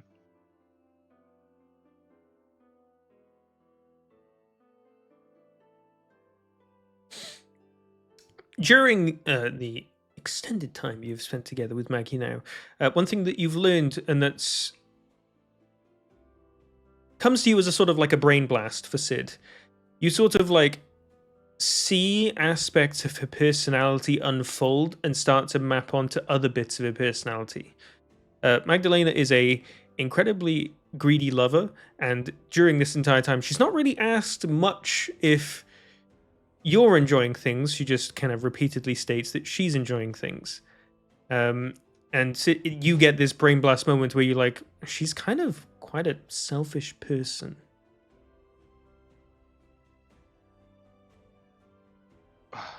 Well, Maggie, this was absolutely lovely, but I think I'm gonna take a little break. Oh, if you must, but I'll still be here eagerly awaiting you. She just like runs her hand down your chest, feeling your muscles again. Right. Remember, there's still some grog left, which is kind of nice. But yeah, I'm just. Gonna Well, check I my enjoyed what friends you for a did with it earlier. Maybe I'll take a sip this time. second. Right, I forgot about that. Yeah. And I start putting on my clothing. Alright. You going to get a breath of fresh air first, or go to see your friends? See my friends. Okay.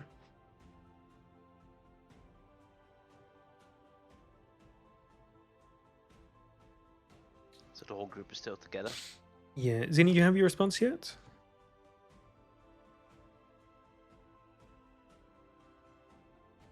It's not very long. I don't really know what to say. So, it's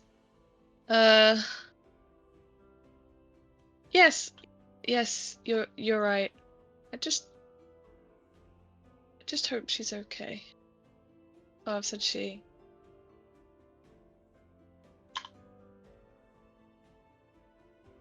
I always assume the Bowmaven's a woman. I don't actually know. It's a mistake that's regularly made, and so you shouldn't feel that bad about it. The gods end up sort of like being assigned genders by mortal beings, just because it more similarly maps onto stereotypes or something that's sort of like more tangible to the mortal perception. They themselves obviously don't copulate or anything like that. They are genderless, but it's sort of like accepted and sort of known that the Bone Maven is seen as a female, and people will say she. It's only sort of like the really sort of like actually kind of scholars will go, oh, she's actually genderless, so you should say they. It's like, It's like, yeah, you're right, but like, no one really cares. They don't really care. They're just kind of existing. You are correct, but it's like it's not like it's a misgendering sort of thing. It's just sort of like that's just how mortality will view it. But you send that sending spell off, and it does find its way to Verena. You don't know how she receives it, obviously, because this is your reply to hers. But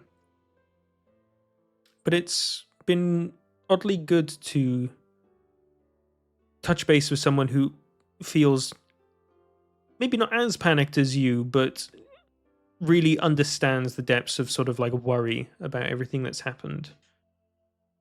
And that sort of like connection over that is somewhat relieving to you.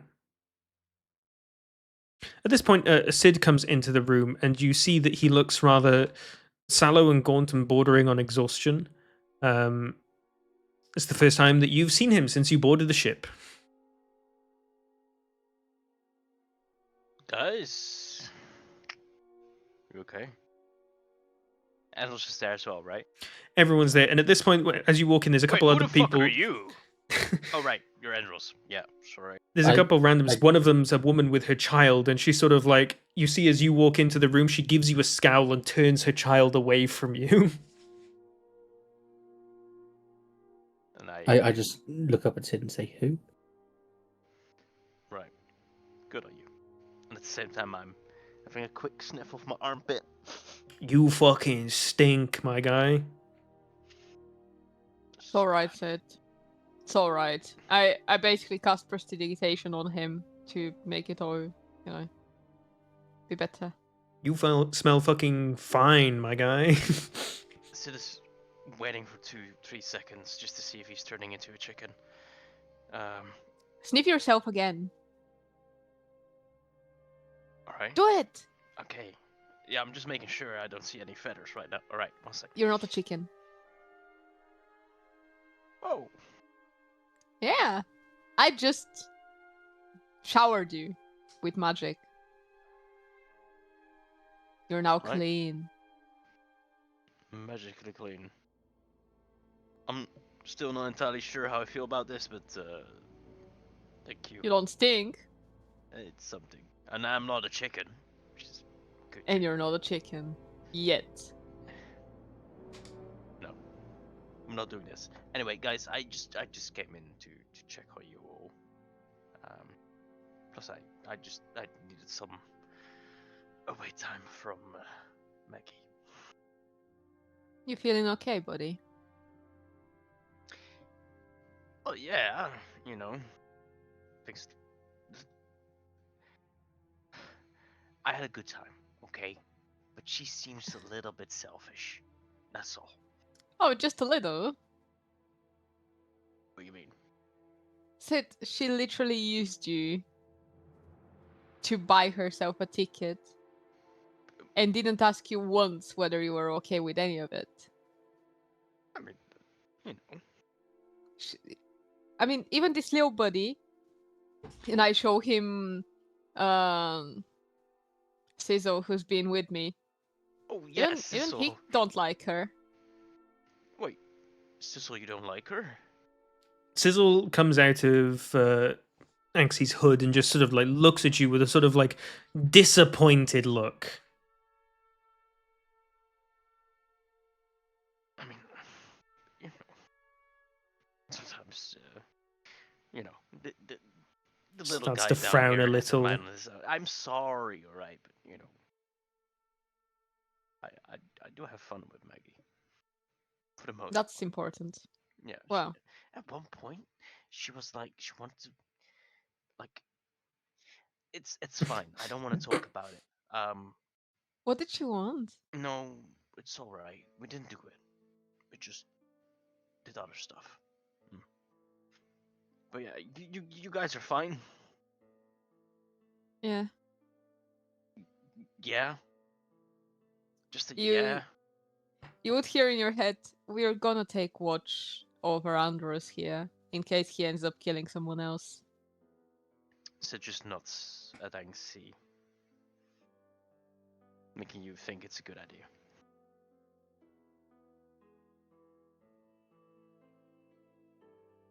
I think that was being said in their heads, Torin, so you didn't get to hear that. Mm. So you're still completely unaware of the entire situation that happened. Um, roll me a... Actually, what's your passive perception, Torin? You haven't noticed that Andros isn't on the boat currently. It's not bad. You're just kind of minding your own business. It's sort of like out of sight, out of mind sort of thing. It's just like you haven't noticed he's gone. Oh, he's the new Cedric in the party, isn't he? Fuck. That's true. You guys don't know he has the idol. Although, Brilliant. Do you have it though? You throw Baelo put it in the bag of holding. I think, did True. Andros tell you to check on it at some point, or like intermittently check on it? Hit it. Yeah, I did. Hmm. Would you have done that at some point? Like Baelo? how willing he is to put his head in there. Now there's a dead body in there as well. Well, there's the portable hole and then there's the bag of holding. They're two separate entities, but they come as the same item. They're sort of like the portable hole is a stretched out piece of tarp that you unzip and unfold outwards. so but the divided bag's like a into two different, rucksack. like Yeah. spots in the actual Two different bag. spaces, yeah, but one's significantly bigger than the other. So I will check the bag of holding then, seeing as it hasn't happened in a while. You dip your head into the bag of holding. Do you know what's in there currently? Nothing. There's literally nothing. You guys Nothing haven't except- put anything in there? Just the idol. I put my shield in it, but then I've given my shield to Zinni. So there's nothing else in it right now. Yeah, well, currently there's actually nothing at all in it. The idol is gone from the bag. So, side correction, aren't our weapons in there? Like the axe and such from Dragon's Rest, we didn't take it Well, out yeah. since. Weapons are in the bag of holding. But the idol's not. The idol is not. And Torrin's downstairs with us now. Yeah. Torrin? The idol's not in here. And I know you're pretty sneaky. Did you take the idol out? He shrugs and shakes his head and says no. So the idol just magically disappeared from the bag of holding.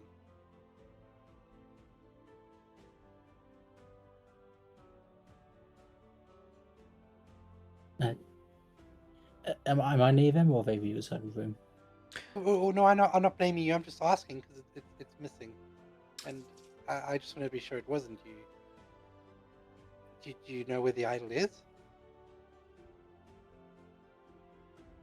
Do you want to roll insight against that? Yeah, I do. All right. Since we know you're lying, Torin, roll a deception check, please. Andros, you're on the furthest bed, furthest down in the cabin. They're like 10-ish feet away from you. There is another stranger opposite you who you don't know. Okay, I'll stay silent then. As Torin says to you, I don't know where it is. You can just feel the artifice dripping from his tongue, and just like, this guy can't lie without saying a shit-eating grin at the same time. Torrin, where's the idol?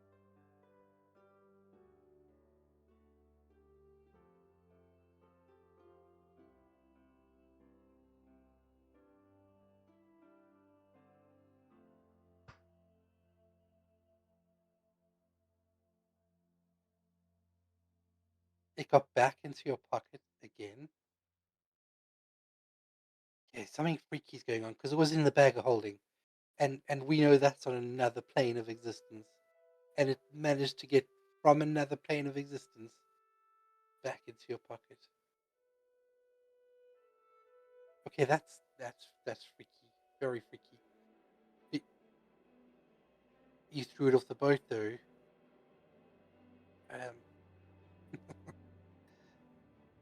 Maybe you are that important that the idol is attached to you somehow. But I'm a little bit concerned about this idol that can sort of teleport from other planes of existence. You see Torin start to like pat himself down until he feels something in his pocket and just sort of like reaches his hand in there, pulls it out, and just sort of shows you the idol again.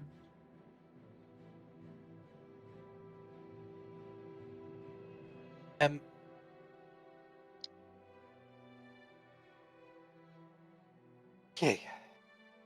This is getting a little bit freaky. You've thrown it off the boat, and now you have it again. It's teleported from another plane of existence back to you. I'm a little bit worried about what that idol is now. Like, okay, I was a little bit worried. Now I'm a lot a bit worried.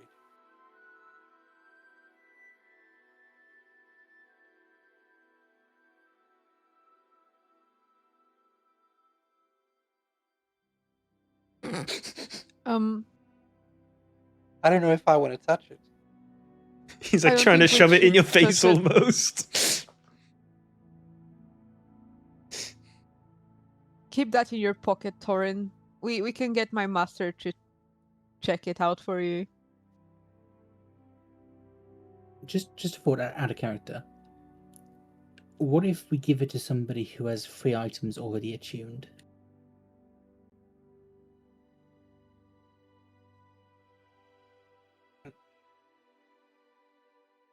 I'm also wondering, what if we give somebody who has attunement slots open, would it suddenly reattune to the next person? I mean, And that's kind of why I don't want to touch it. well, I mean, if it reattunes to the person, that means we can just give it back to Torin and reattune it back to him if it can be transferred in that way. So there shouldn't really be any harm in testing it like that. Okay. I'll take the idol. And then I'll put it in the bag of holding and see if it comes back to me, or does it go back to you? Okay. I'll take it and I'll hold on to it for a minute or so, and then I'll drop it into the bag and quickly close up the bag.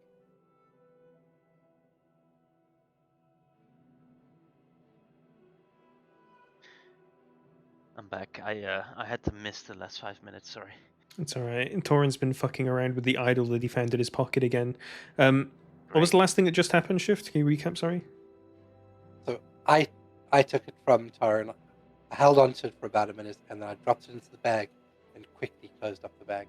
What is your attunement looking at right now? Mine? Yeah. I've only got one item attuned.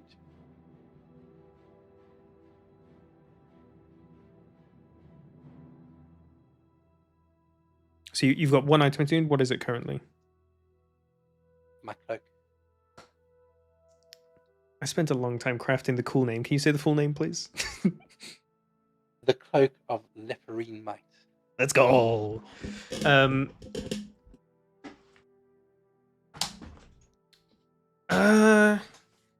don't think there's any way for you to give the item. Can you just make an item in your inventory? Just call it idle and have it say require attunement and attune it to your one of your item slots. So? Torin, you can unattune it from your inventory. Don't delete the item just yet, though. I don't know if they're going to hand it back to you at some point. That's interesting. I didn't even know how to do that. Come out your sheet and I'll do it then. Okay. I just got inventory. Little plus button called idle. Didn't even have a little plus button. Go to advanced, attunable, save, done.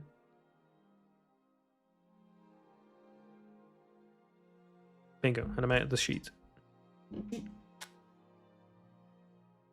So that does mean we could just give it to some random person. Oh. Well, Yeah. Well, I don't know if you get any sort of feeling that you've had something attuned, right?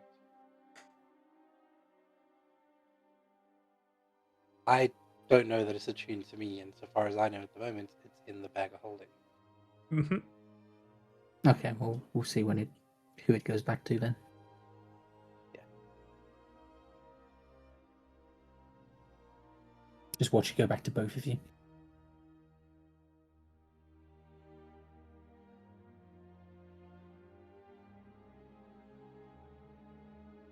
Well, to be fair, Dax did say to not remove it from his inventory, just so, you know, in case we return it back to him. So he kind of spoiled it. It's just one person at a time.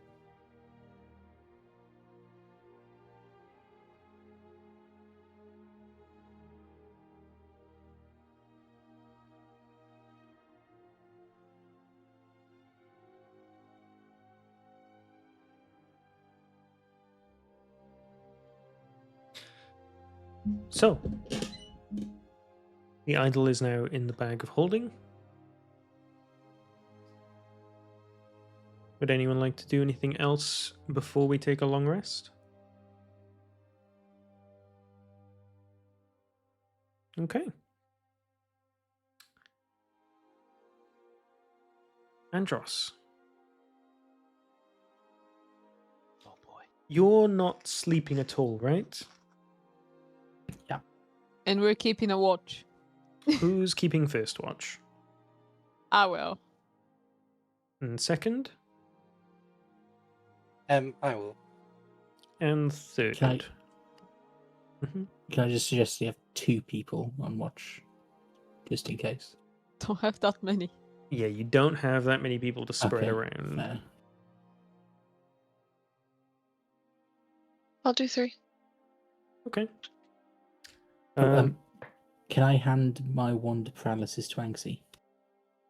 Yeah, and I can give it to the rest when, basically. Yeah, just hand over, and it has to be a spellcaster though. Just remember. All of the people that are gonna be watching over you will be spellcasters, Cool. so it's Uh, fine. You won't be able to use it because it requires attunement, which is a short rest. Only takes 10. Oh, is it? I thought it was 10 minutes. It's like a short rest to attune to something. Well, how long is a short rest? 1 hour? Yeah, an hour. And we'll be watching over him for at least 2 hours. So 1 hour of attunement, then we have it for an hour. Fine. I have spell. I don't really need to tune to the wand. Or just have someone who's resting nearby with it. Like, so if like somebody shouts, they can just instantly use it. Even if it isn't the person who's actually on watch. Yeah, and I believe Zinni has hold person as well, if something happens, right, Zinni? Yeah. So, okay, I'll keep it with me in case something happens, and then the rest can deal with their spells. I have ways to restrain you as well. Okay. How are you sitting in your bed, Andros, as the night goes on? So I'm laying pretending to sleep. Mhm. Can I intentionally not rest? If that makes sense. Like, I don't need to sleep as part of my invocation, but can I avoid like resting completely? You know what? As the night starts to draw on, roll me Constitution saving throw.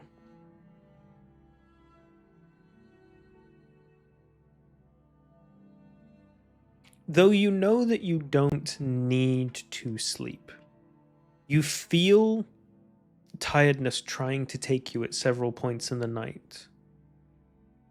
And it's odd because you've never felt like, since you've earned this ability rather, you've never felt the absolute need to ever sleep at any point. But it's really at these moments that you catch your head bobbing at some point and jerking sort of like around as you sort of like almost fall asleep on a couple occasions. It is worth noting that feat also, or that invocation also prevents me from being forced to sleep by any means. Mhm. I'm not sure that's what's happening. One thing to mention, while I'm on watch, basically, I'll connect with him telepathically and I'll be speaking into his head every now and then just to check whether he's feeling okay, whether anything's happening to him and stuff like that. Any little conversation you want to RP out? Not in particular, because I already know what's happened earlier, and I don't think he can. Just little bits of small talk, do anything checking in about every it. now and then. Okay. Yeah. If he starts a conversation, I'll obviously participate, but I have nothing to ask. Okay. Andros, have you, as you stave off the drows oddly of really wanting to sleep, you manage to stay up throughout the entire night. And as sequentially all your allies, one by one, take a rest, not going to need a perception check from you guys because it's literally just Andros you're looking at. You're not out in the wild looking at other things as well. One by one, you all take your watch and nothing happens throughout the night. Do I need to take an exhaustion point? Yes, Andros, take a point of exhaustion as you did not try to intentionally rest and recuperate. I didn't Everyone do it on the else can sheet. press the long rest button.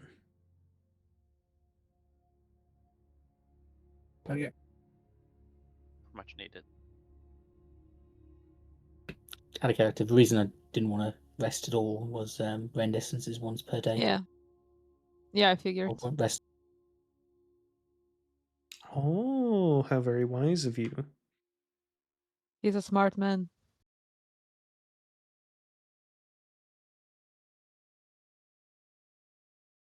What's your rend essence up to right now? 10d6. Now that's something. It's on a melee spell Well, attack. it could in fairness, it could either be lots of something or it could be 6 damage. it could be 10 damage minimum.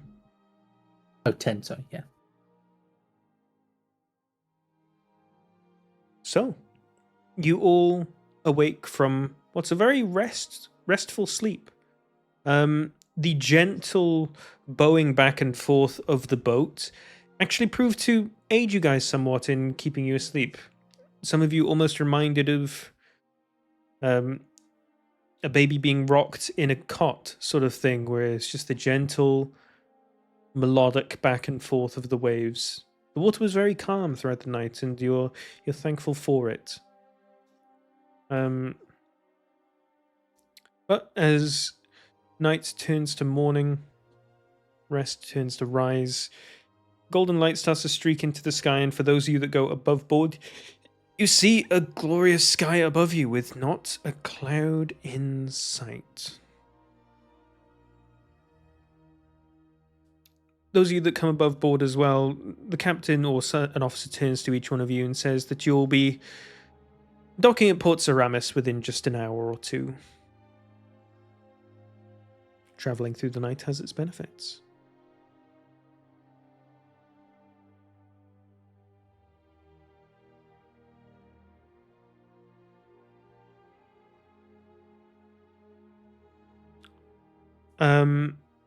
Andros, the captain comes over and tries to have a small conversation with you in the morning again. Just roll me a deception or performance, whichever you prefer more.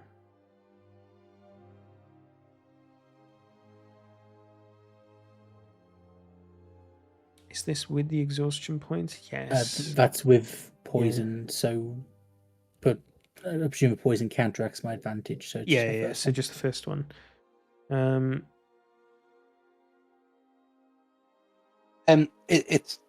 It's poisoning from alcohol, right? It You is. should metabolize that fairly. Buddy, this ain't just any alcohol. This is Little Goblin. He got intoxicated off of one bottle and then downed a second. And just after your next yeah, long 16. rest, you will eventually have metabolized away the alcohol. And that's why I wasn't resting either, which probably doesn't mean doesn't Yeah, help. you were deliberately keeping your body awake, which doesn't help. That is a good point shift. 16 anyway. Okay. You're able to stave off a lot of his sort of like more personal sort of like questions and interactions with sort of like deftly dancing throughout the conversation, sort of like dodging and asking him questions. You learn that his name is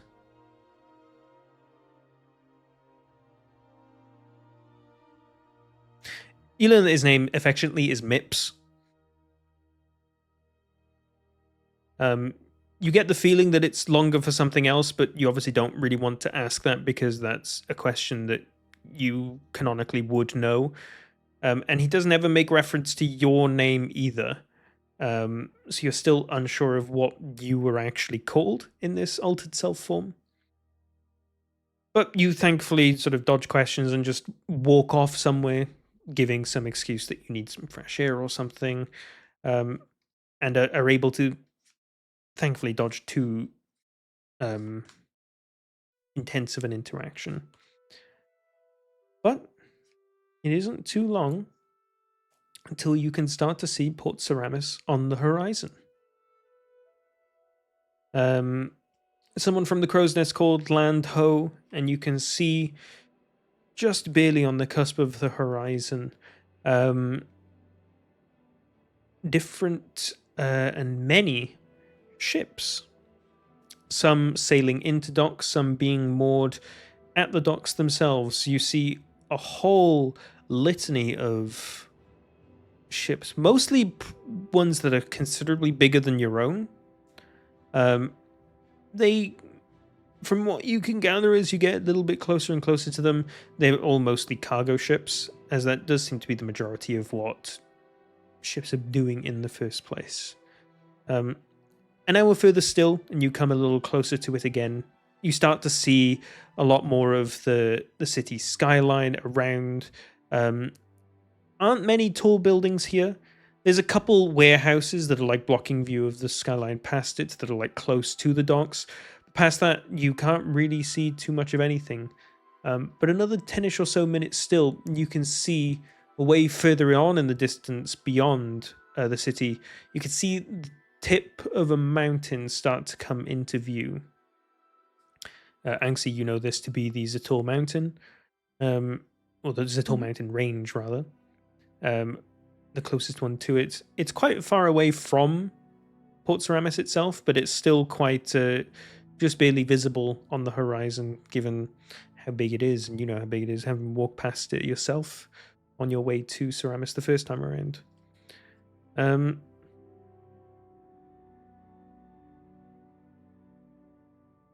But eventually, you guys do get flagged in to come and dock. The Lonely Maiden moors itself to the docks, and you see sailors jump off and start wrapping ropes around the little anchors on the side of the wooden ports. Eventually, you all step off onto the docks, and there's a very musky, oceanic smell in the air. There's a lot of... It's a very, very fishy smell, for sure. A lot more so than being out on the open ocean. That's probably because a lot of the fish are being pulled out of the ocean and served and cooked here. But it's quite a dense port town. You see quite a lot of people moving to and fro. A lot of them workers. Pretty much all of them workers. Hauling different crates. Torin, at this point, you see your father's logo all over the place on all manner of different crates. You even see one emblazoned on not the biggest, but one of the bigger warehouses in this dock. You see all the crates that your father's logo is on being loaded into it. And it's quite a focal point for you because you knew this was going to be here. You've traveled through Port Ceramis before, but seeing your father's logo again, especially all that's happened now, sort of has like almost a different meaning to you now.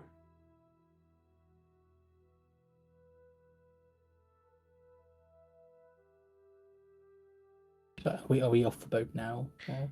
You do now step off the boat. Mips gives you one quick farewell, slides you 10 gold, Andros, and tells you to keep yourself safe and look after your wife.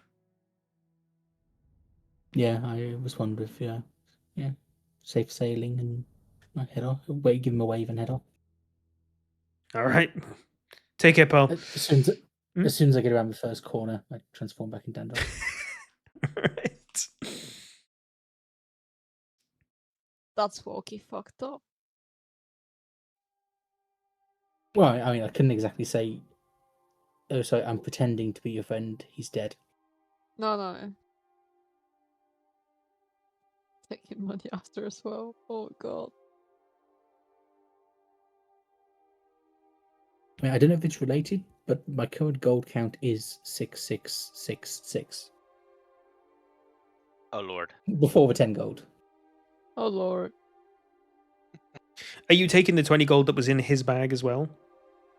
No, I left that bag on the boat. Left it on the boat? Yeah. Okay. This would be found. Too late now. I mean, what does it matter if it gets found? Like, the guy just Yeah. thinks, oh, he forgot his bag and goes looking for him, doesn't find him.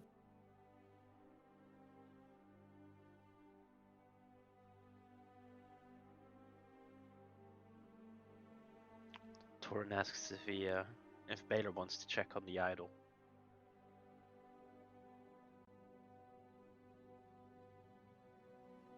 Before I check the bag, I'll pat down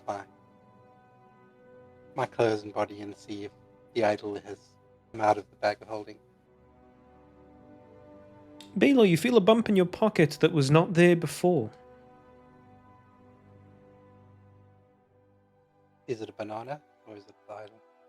It is the idol. God damn it. And I put it out my pocket. It's attached itself to me somehow. Taran, take it back. I don't want it, please. And Well, hand I it mean, to if Taran. we don't want to keep it, we could just give it to a random person on the street, like a beggar or something. I'm quite curious why that's happening. So maybe we keep it for a bit longer. Yeah, it might be something bad. I don't really want to give it to a beggar and then, or a random person, and something bad happens to them. Okay, yeah, let's give it to Torin instead. Well, Yeah, Thorin Taran did that to throws stones himself. yeah, and Is he Sid throws there rock as well? crystals and things, so you know. Sid, you're being held up a little bit. While the rest of the group is walking away and talking, and you want to walk over to them, Maggie's sort of like clinging to your arms, like, "Oh, Sid, I've had an ever so lovely time with you recently. Say, where are you off to next?" She sort of starts like running her fingers around your chest again. Right. I'm actually really bad with names. I don't know. I just follow these guys around. I think I'm gonna visit one of my friend's masters. Yeah, and just check out the mainland. Sounds rather droll. I was wondering. My commission work takes me all over the world. I was wondering. It'd be nice to have some big, muscly protector always around to keep me safe and warm when nights go cold. I can show you the world, Oh. my darling. There's plenty of beautiful stuff out there, not just me. You're selling yourself short there, Maggie, but as lovely as that proposal sounds, and trust me, it does, I have an obligation here to my friends.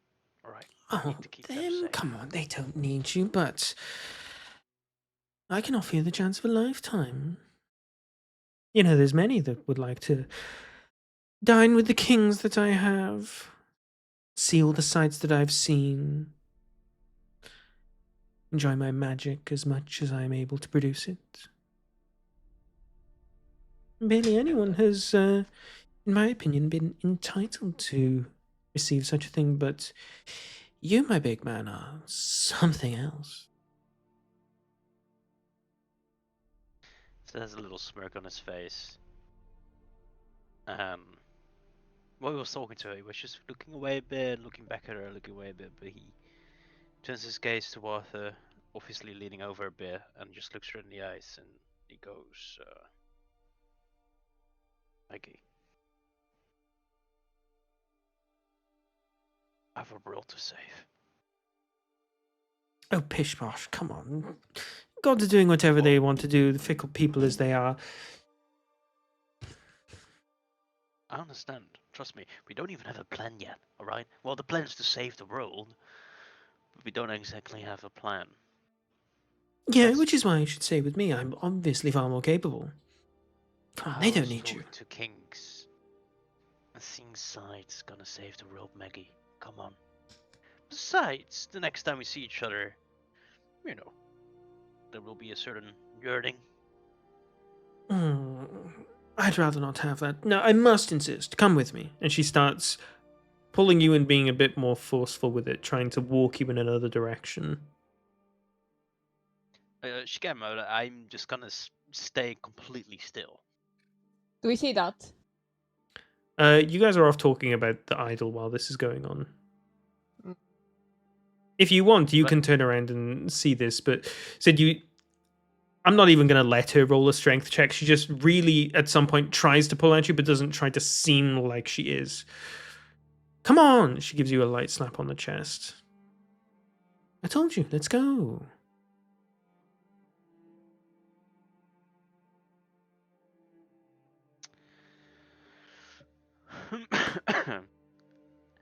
Well, the coughing wasn't supposed to be there. Shit, what would Sid say in this moment? I really must insist, and I don't want to have to ask again. Well, Maggie, I really do not like the position you're putting me in here. So just say yes, it's rather easy, come on. But that's the thing, darling. I have to say no. She gets like a very disappointed and grumpy look on her face, but not one of the sort of like cute whimsical one that you saw before. This one's purely just like she's actually quite annoyed with you. Come on, don't want to ask again. And she grabs onto your hand this time instead of your arm and starts to pull it up from your waist. Come with me and I'll show you the world. Just Maggie. good point. Do please. what I tell you. Come on. I said no. I'm not the simple orc you met the first time we did, alright? I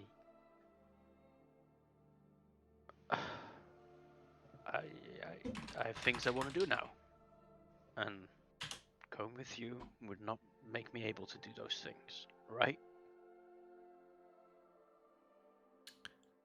Sure, we'll see each other again, but I'm not going with you. Not right now.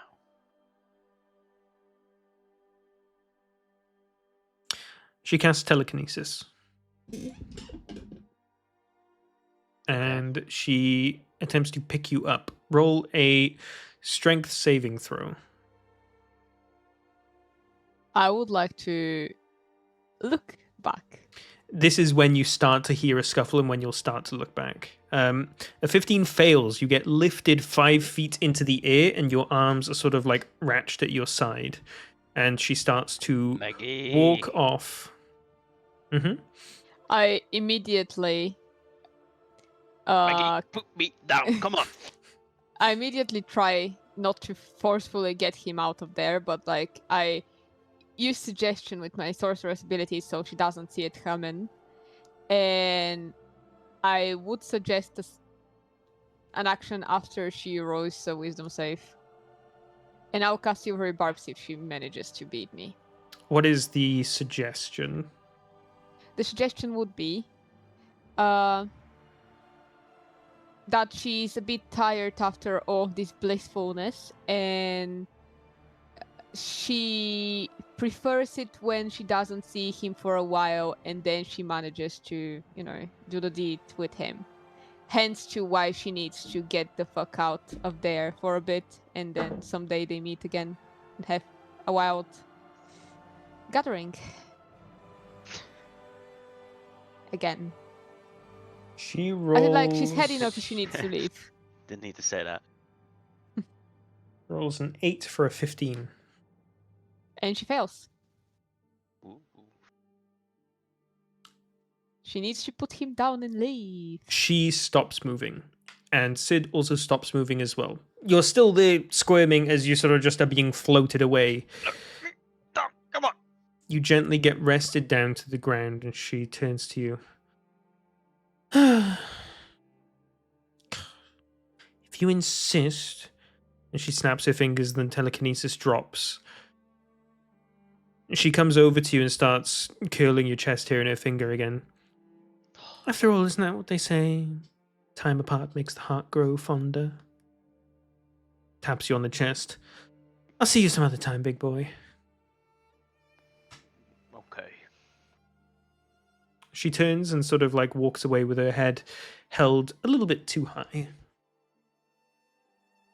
I just whispered to Anxie, is she one of the Baz wizards you mentioned?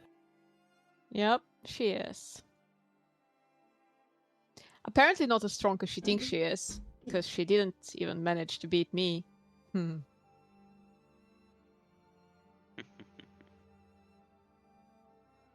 You're lucky it was a wisdom saving throw.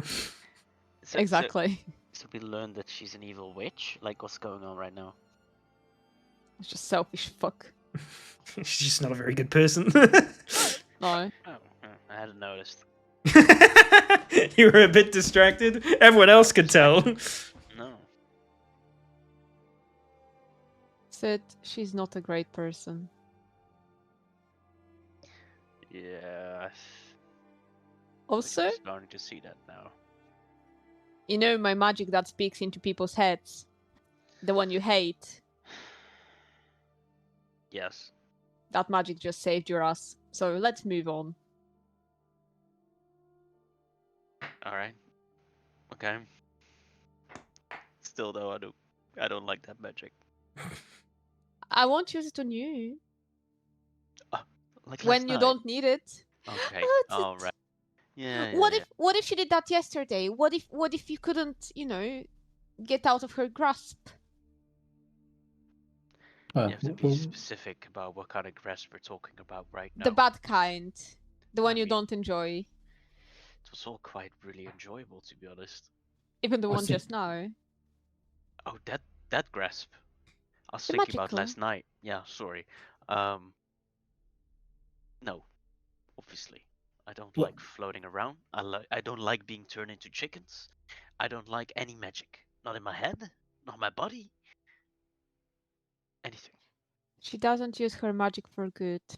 Let's move on. Yeah, I mean, Sid, from the sounds of it, when Anxie said her magic saved your ass, she might have been talking literally. How do you know about that? How do you know that that's the thing she proposed to me? By the way, I said no to it. All right, I don't want any finger or what. Well, I just don't want anything up my butt. I don't. Do people do that? Do people put things up their butt? I've read about it in this smut book. Yeah, they do. You have a book about that, dude? That's wrong. Would you like to read it? Maybe another time. I'll keep that in mind.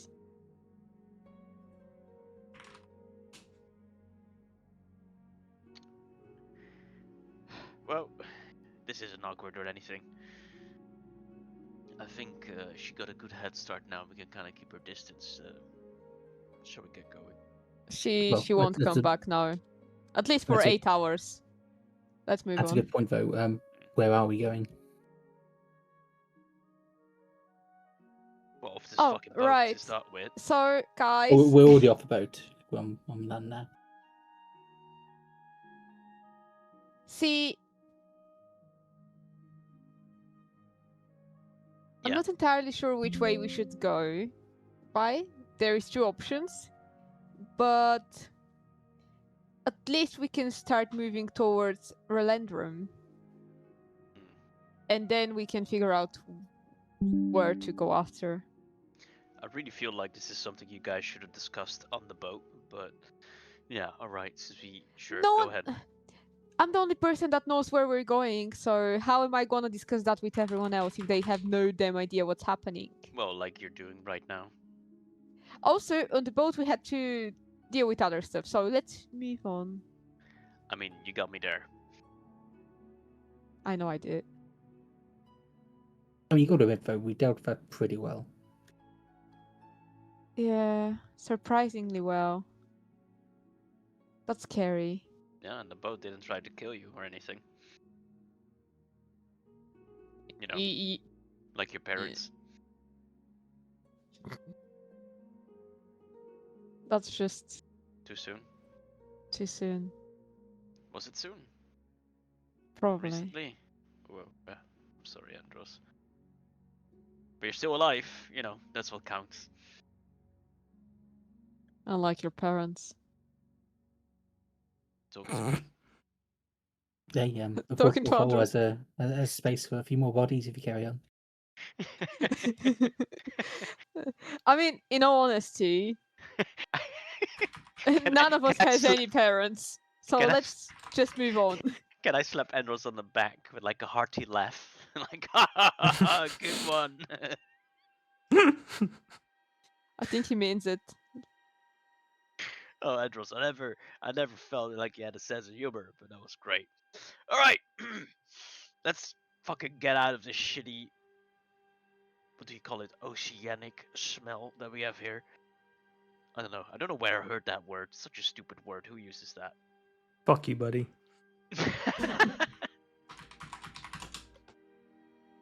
Yeah, does anyone else smell that? Like, it just smells wrong here. Smells Quite Like, pretty. yeah. fresh. Fresh. I think we need to work a little bit on our alignment skills here, guys. I can understand why Andrew said it smells wrong, because it doesn't smell like the island. But it doesn't smell bad. It smells quite fishy, especially where you guys are.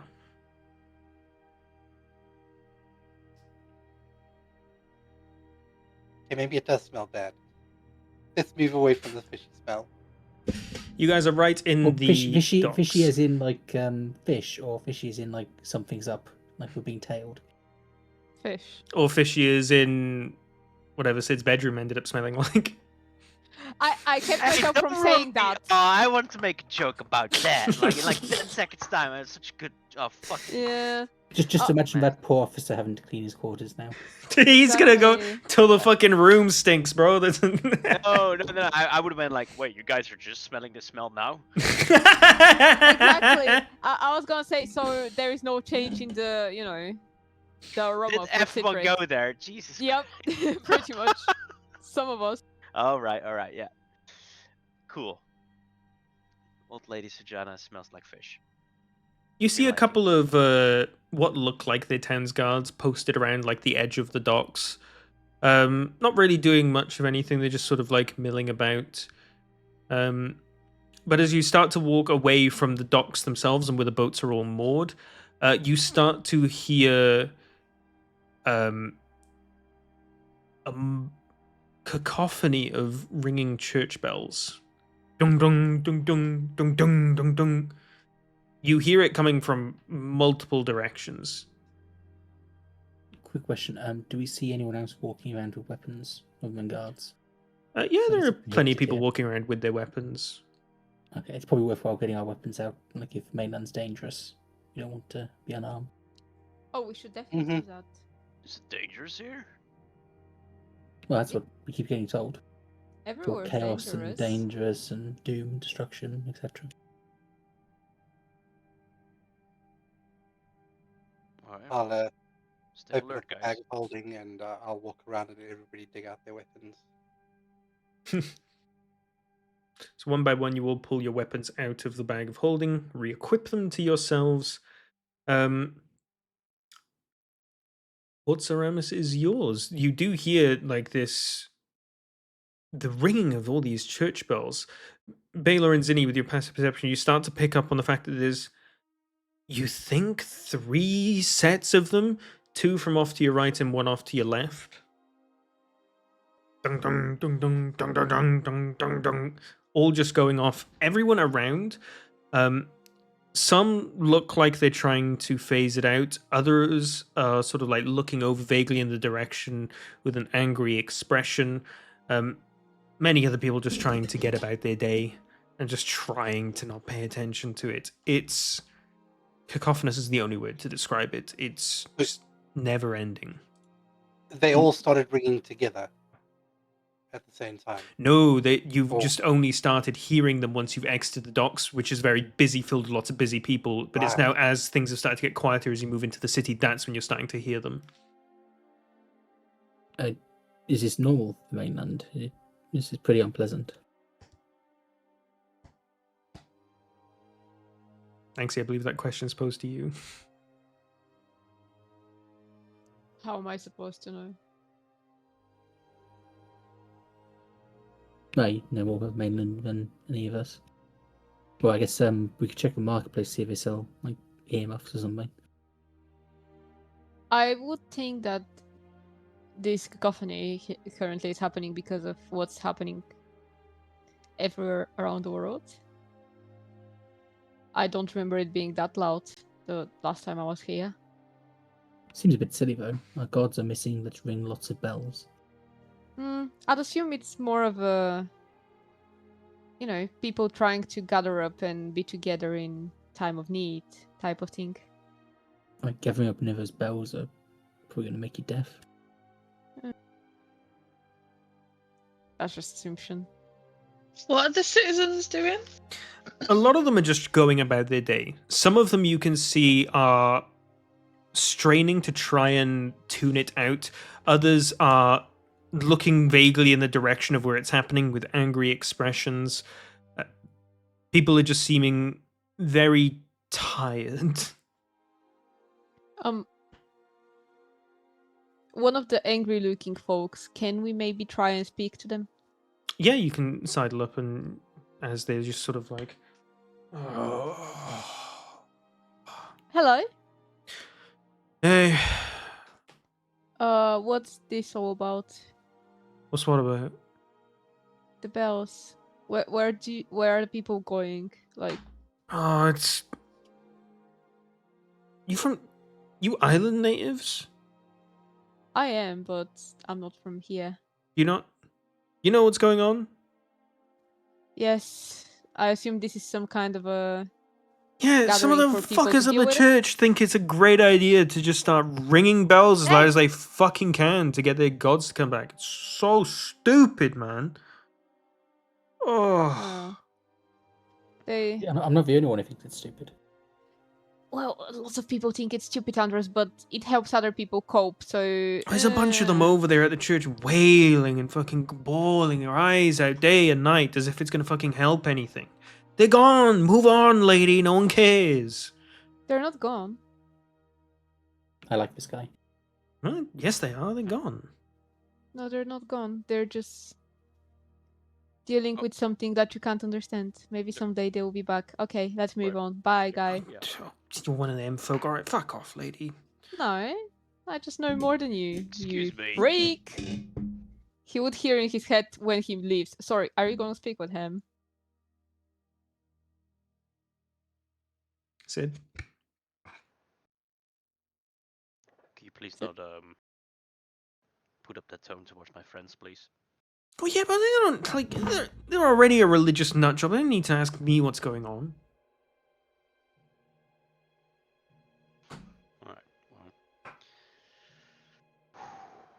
well. You stay safe now, okay? Yeah, on your bike, buddy. Oh, wow.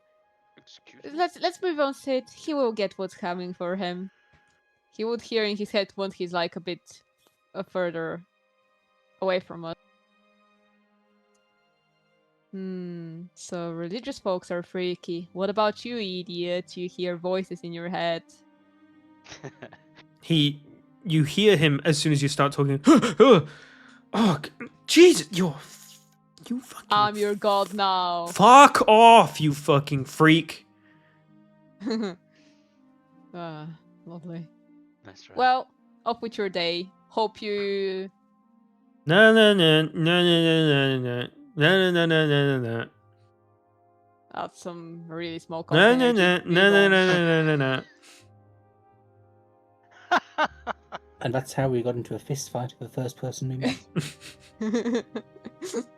So, yes, Zinni, if you want to go meet some other religious people that believe, well, that follow the gods, we can go to the ringing place. But I feel like Andros would be really bad fit for that one.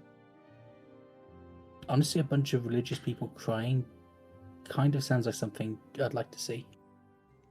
You might I- offend I- them. Be kind of worried. I think that's Taro- more. I don't think you need. I don't think it's a. I might offend them. It's. I probably will. I'd be a little worried that Taran might say something and let slip that it's our fault. Yeah, I think Andros will say something as well. Yeah. I think we should avoid that for now. Or maybe some of us avoid it, but if anybody really wants to go check it out, Yeah, by all if means. Zinni wants, she can get a support group with her, and then I can keep watch on these two. It's at this Zinni point. steps in front Go ahead. of everyone and places her hands on her hips. I decide who comes with me to these places, and it's not you, and I point at Andros, and it's not you, Torin. Zinni? These are my people, and I have a lot to learn whilst I'm here, and I'm not going to let you two ruin it.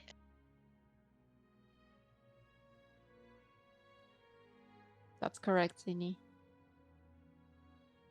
Would you like to go with the rest, and I can keep a watch on these two?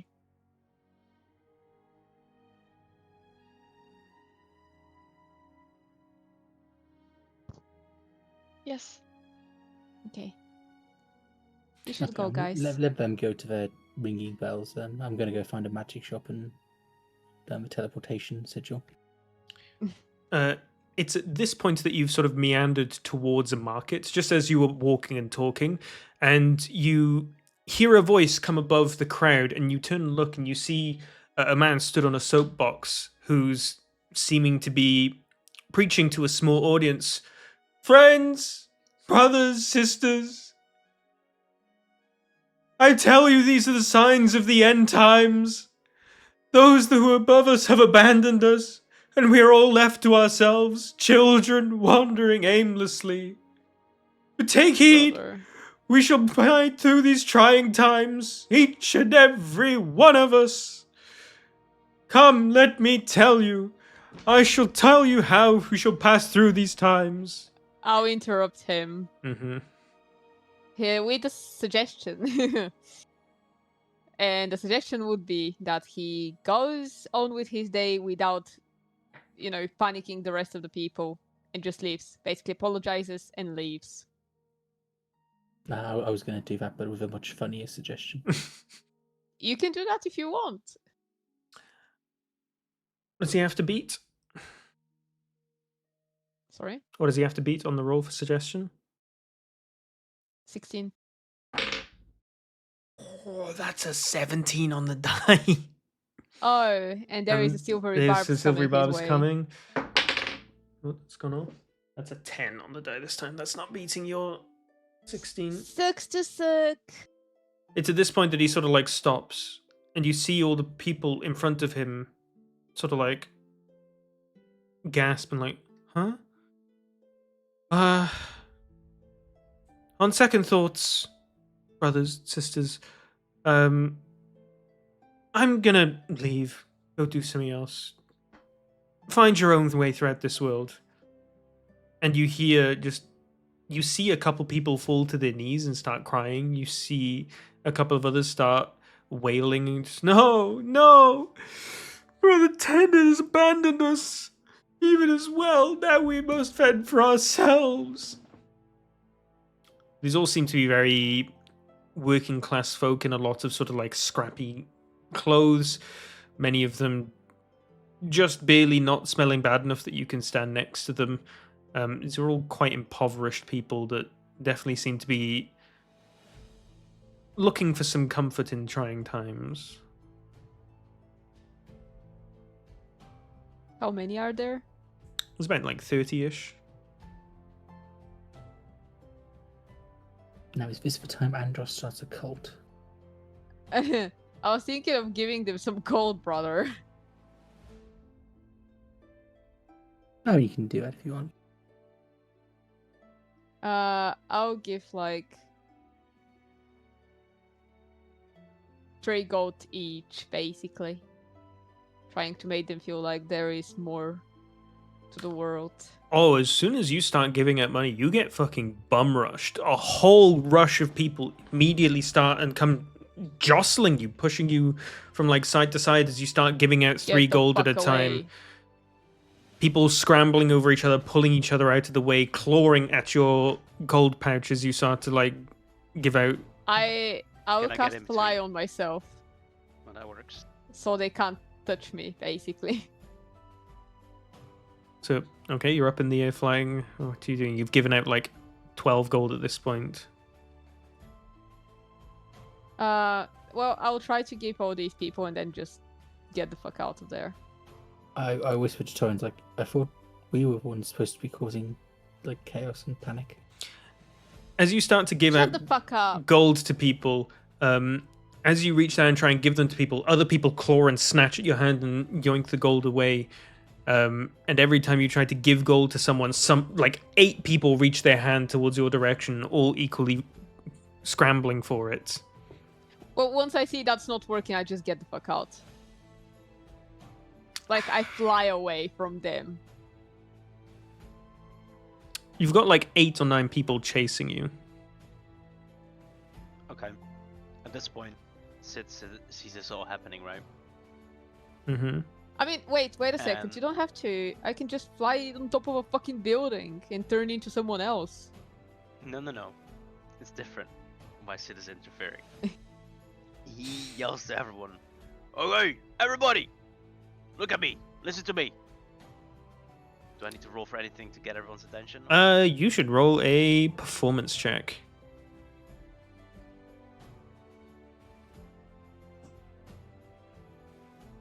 I've got a good idea if this fails. That one. Oh, brother. That one. A mother turns around and her baby looks at you and starts crying. Okay, and Andros gets onto the thing the preacher guy was standing on The soapbox. and shouts, shouts to a crowd. There's somebody giving out free gold at the bells. As loudly as I can. Huh? Which one? Which one? And I point to the nearest source of the bell sound I can hear. They all. You got to roll a performance check for this as well, without advantage because it's Gotta roll a not. fucking one. It's not impersonating someone.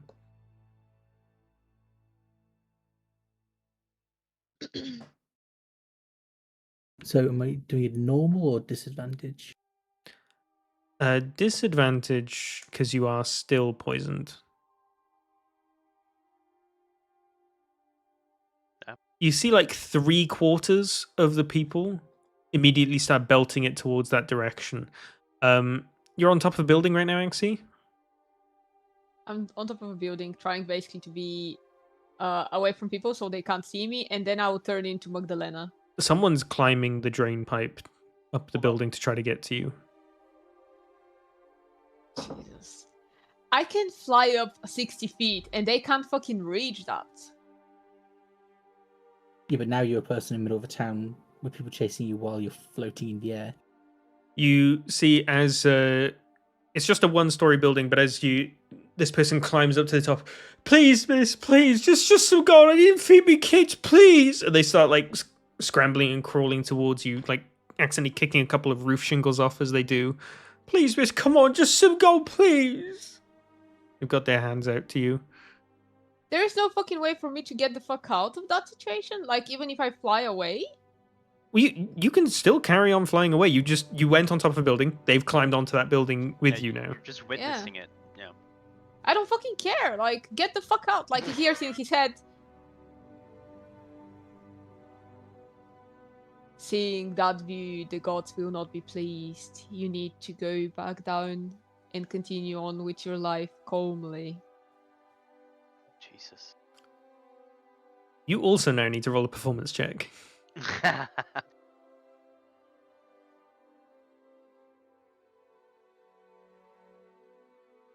And I'll use lucky. Yep.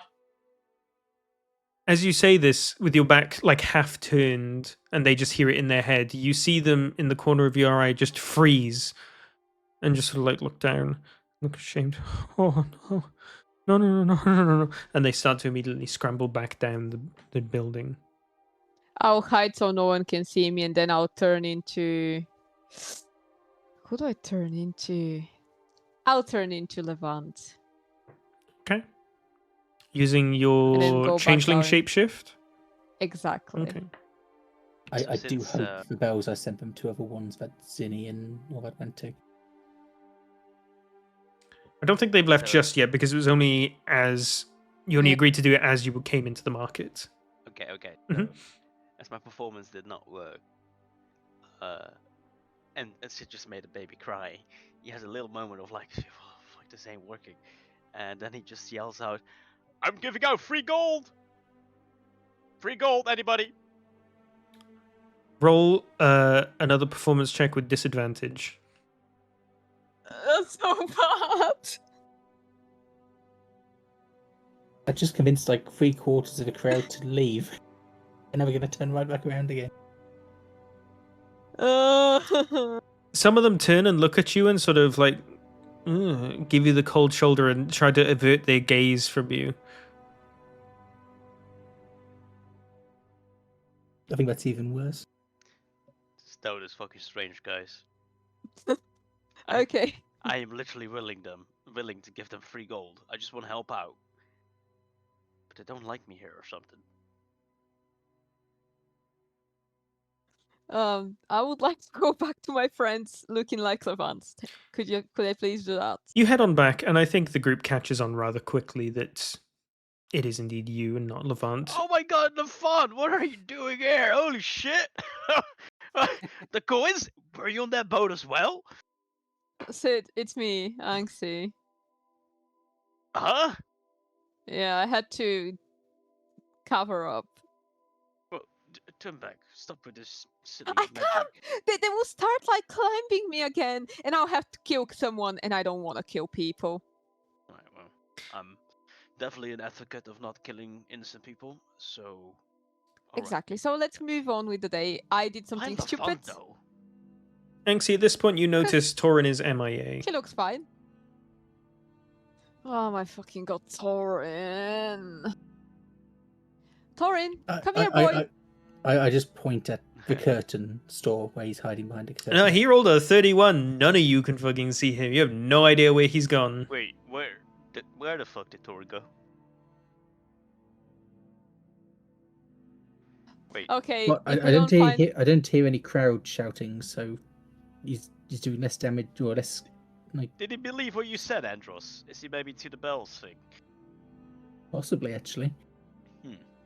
I think that is actually I'm very what convinced. happened. Yeah. Okay. There's no people snatching anyone's gold anymore. It's just us, basically. I am willing to give free gold to these people, but they don't seem to like me. No, we shouldn't do that anymore. Hey, these people need it. Yeah, but I don't think we should be the ones providing it. If you saw how They they need it reacted, more to than that, me. that's fair. But maybe find a charity that takes care of people, and donate some money to the charity directly. Yeah. You don't want to get mobbed like Anxie did. What do you That mean seems charity? dangerous. Maybe at Isn't the me bells? giving gold to random people charity by itself? Why do I need to go to an actual? Like, what do they get out of it? They're just, I get good Well- feelings out of giving this shit to other people, and then you give it to someone else at a charity, and they get the Well- good feeling. No, The way I it don't works, understand. the way it works It- Sid, is you give a charity, let's say 100 gold. Yeah. They then distribute about 3 of that gold to the people while Alright, you lost paying me already. themselves for I'm not 97 gold. following at all. Sorry, numbers, mathematics, not my strength. It's more about keeping us safe, Sid, so we don't get overrun by crowds of people like Anxie just Protection. did. All right, well that I do understand. Good.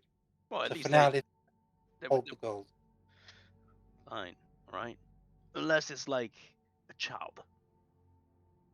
And as the situation but is then- stabilized, can I walk off and look for a magic shop? You can, and Anksy's group. Oh, who's going with Zinni to the church? Sorry, I think I interrupted Baylor. He was saying something before I did. I was just going to say, if it is a child, do it sneaky so that nobody else sees you doing it, Sid. I think you were Sneakily. barred from joining Zinni, Torin, but since you're currently stealthed and literally no one can even sniff you, you can follow sneakily if you'd like. All right, so church, never been. Kind of curious what's that all about? Yeah, me too. So who's going I hope you with... have fun. Anksy, you're not going with Zinni? No, I'm going with Andros and we can go find the magic shop or like find a place that sells maps so we can prepare for the travel that follows Wait, ahead. so you're meant to be watching Andros and Torin. I've I lost don't- him. Torin is gone. Shit. Well, But I can I'm try and joining- find him. I'm joining Zinni to the church. Just because Okay, it intrigues Torin, it. you hear Yeah. in your head a sending spell. Torin, please show up. Like, I need to be hanging out with you and Andros, and you're missing. Please come back. Torin, Anksy cannot tell where you are at all. She can't know where you are. So you are free, if you would like, to disobey her and follow Zinni instead. You can respond to my message at least, you fuck. So polite.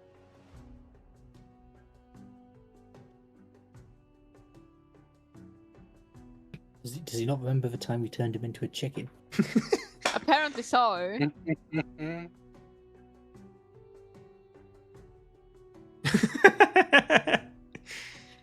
Nice. Ah, the little fuck. Well, Torin just told me that he's quietly enjoying he's enjoying a quick meal, so maybe he's gonna follow you, Zinni. I don't trust his I guess his- boat rides make him him. hungry. locate creature.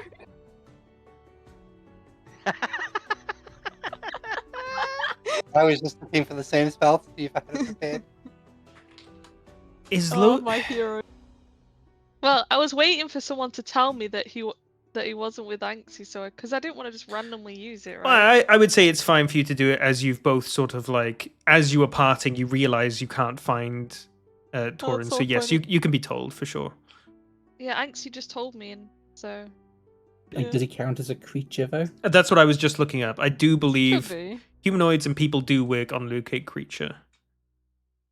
I would just say such as a human or a unicorn. So yeah. Yeah, so it can be the humanoid or beast, so it doesn't really matter.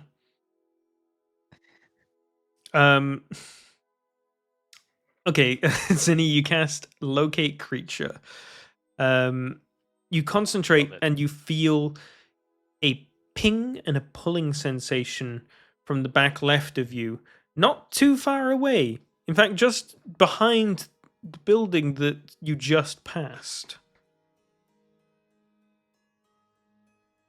You feel it moving slightly, carefully and slowly in your direction. guys, let's hide for Yeah. a second. Okay, I follow Zinni's lead. Wait, are you with me? Oh, wait. I don't think you've Uh-huh. split up just yet. You were just about to, and that's when you've told Zinni, Yeah. I can't find Torin. And so you've done this. We are about to split, so we are still together, but we need to find him. Okay, let's hide towards us. Do we have to do like stealth checks or something? Yeah, go on, everyone roll a stealth check. I'm Except not hiding, Torin. I'm just like walking off in a direction. I mean, do I have to do a stealth check if he has no fucking idea who Levant is? Or do I do it with advantage? I think Because of he saw you return to the group and talking with them, probably overheard you say, it's me, Anksy, to Sid, so yes. We And I did- suck. I cast as a pass without Shocking. trace, so Oh, Jesus, roll okay. 19. we've got some extra hiding to do there. All right. Torin, roll me a Baylor, roll your stealth check. Torin, roll me a perception check, please.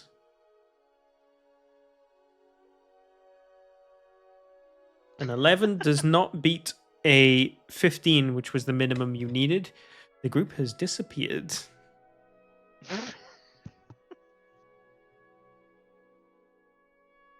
Wait, what are we doing, guys? Shh. Okay, Playing a alright. game. Sid, you know when you have to catch a creature in a trap, and you have to sit quietly No, and hide? no, I always used to take things straight on with my muscles. Well, this is a new tactic. Okay, just be quiet. Oh, We're alright. gonna capture a little rat. I will follow your lead. Zinni, Just you tell me are when you need my in muscles. you're in a situation now where you have Torin's exact location, and he does not currently know where you are. The world is your oyster for what you can inflict upon this man should you choose to. Fireball! Do we see him now? Is he approaching?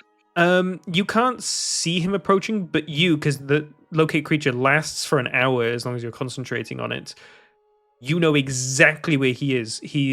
You've gone and ducked behind. You've all gone and ducked behind a building now as well. He's in an alley between two buildings on the other side of the street to you. Is he still coming towards us or no? He's sort of like staying in the alley. From what you can tell, he's trying to look for you guys currently. You can't see him, like physically see him because his stealth check was so high, but you know his exact location. Like you could point at it, but you wouldn't see him. It's like he's in that alley, but like you can't literally see him.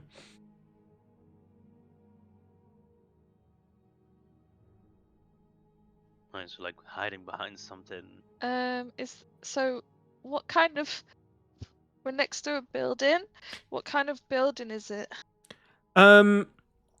It seems to be just a residential building. Nothing of much moderate size, barely put together really. But that's pretty much all along the row in the street that you're on. He's just on the opposite side of the street. He's only like, if you were to count, like 20 feet away from you guys currently, but he has absolutely no idea where you are. Okay, and what is the door made of this building? Wood.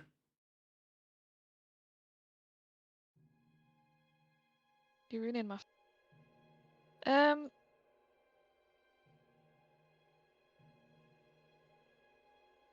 Because if I go towards him, he's gonna walk away.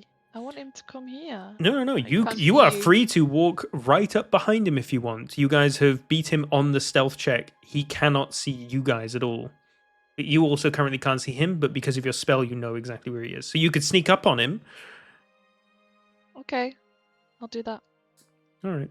You and the group take a little bit of a back route out of the alley that you're on, and then start to wrap around behind the building that he's currently at.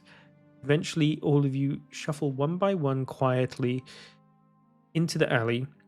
And even though he rolled a stealth check of 31 and he's one with the shadows, Zinni, you lead the charge as you slowly sneak through this alleyway and you come within touching distance of Torin. You can just barely see him through the dim light of the shadows, but he is currently right in front of you.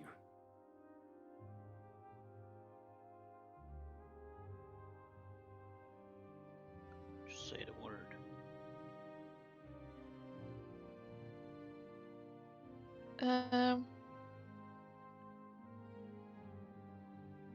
Hold on.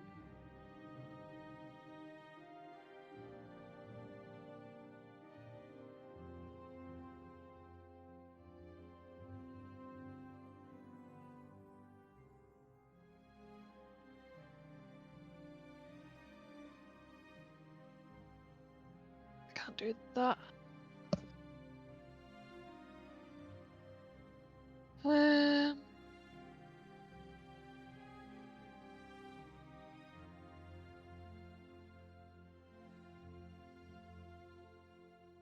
How do I get him out of stealth?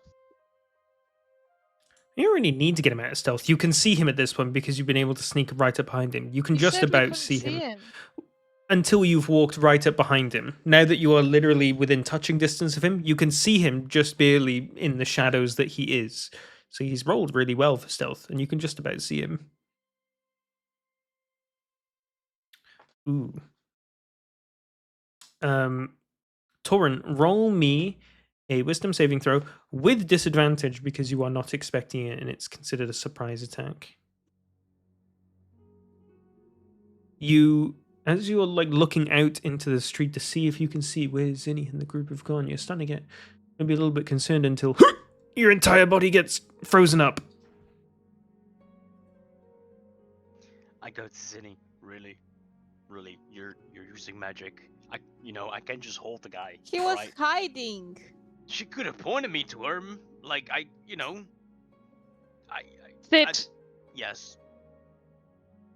do you realize that he was sneaking around following us? Trying to not be seen? Yes. He was and you up to found no him, good. and you could have just pointed your little finger towards him, and I could have used my muscles to just grapple him. Alright, that's all I'm saying. Whatever. Guys, listen, I say this out of love for you guys, right? I just want to be useful. Just want to help out. Okay, you can Okay, call Sid. him when the spell stop. Wow, thanks, Sid, Anxie. Great. here's Thanks. something. I feel so much better now. Sure. And Sid, Sid does kind of move, but next to the guys, he's ready to do it. He does kind of appreciate the gesture. I just want to point out as well, like, all of you have just, like, left Andros alone, like, to do this weird You're with Torin us, chase. please. Are you fucking going stealth as well now? Like, for No, I'm fuck's not going sake. to. I just You walked off when you. stand- I just walked stay off going still to try for and find a 1 magic minute. shop. I'm not going to Alright. like RP That does add up, playing. I guess. Yeah. Yeah, I'm not going to like RP playing a rogue, try to stealth around to jump on Torin. I imagine like the whole group, like as if in like a game of Skyrim, the whole group just crouches and starts like sneaking around, and Andros just fucking walks off. Like, Yeah, giving us a look like, I mean, okay, whatever. Anxie would have paid attention to what he's doing and be like, just wait a bit, like, come on, guys. She was tasked to take care of these two idiots. I mean, Two idiots. bear in mind, Sorry. I'm not the one who got jumped on by a crowd by trying to be charitable, or caused the entire group to try and chase him down in stealth by, going to stealth. I'm just trying to find a shop. Yeah, no. And he's that's just what going we're about his gonna day. do. But like, All please. I want to do is learn the magic sigil so we can teleport back here if we ever need to. I know. That was the idea, to go there, the three of us, so we're not with the church group. But then you decided to like chase down Torin. Not my problem. Because he's gone. He was gone. Sid, He's a fully grown half orc. Let Zinni If he wants to speak, walk off in a please. market, he can walk off in a market. Yeah, Zinni's been trying to speak. Mhm. Sid, I have a task just for you. Yeah, no, I do. Okay, go on. Sid, I would very Sid. much appreciate it if you could Yeah. please interrogate this young man and ask him why he's following us around in sneak. Well, fine, I'll do that, but I'm not shitting down his throat. Alright, let's just get that. I didn't ask you to do that, You- well, Cedric. you kind of I don't want to talk about it. You know what I'm saying. Alright. You're the. I don't want to talk about it. You just brought it up. But you started with the word interrogation as a trigger Just word. interrogate him. Alright, fine. Jeez. God. I forgot how tall you are.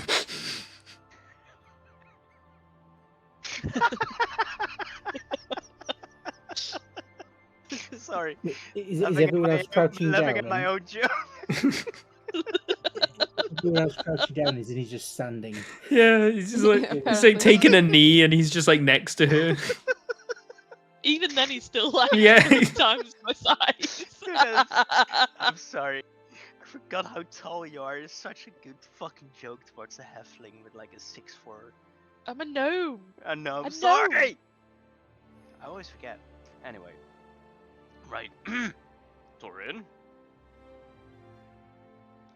can't talk. Yes, type. Torin, talk to me. Why you're so quiet?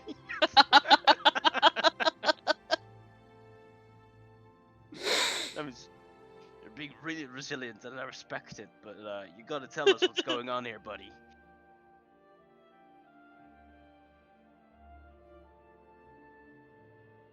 Come on, spit it out.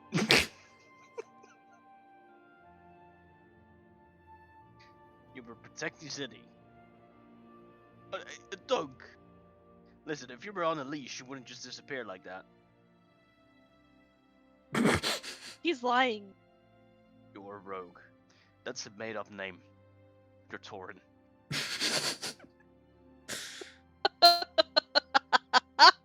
You like to stealth and be sneaky. What, like hide from shit? I mean, you're pretty good at hiding from shit. Bit nerdy though to call it stealth and be sneaky. For me, and I sniff my armpits again. Okay, Sid, that's enough. You're Alright. now being demoted from head interrogator because you're not doing a great job at it. Whoa. I can't use my best move. I refuse, you know? I'm still learning the other tricks, I His suppose. best move. Shit, Torin! Why are you following me?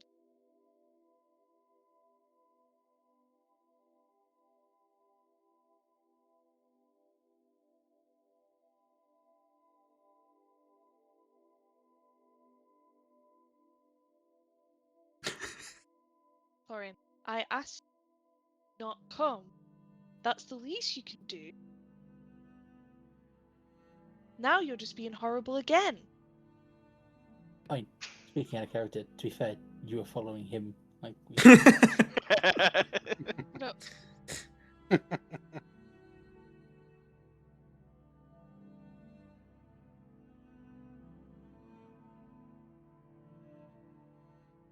Oh, great, you gave him his response. Thank you.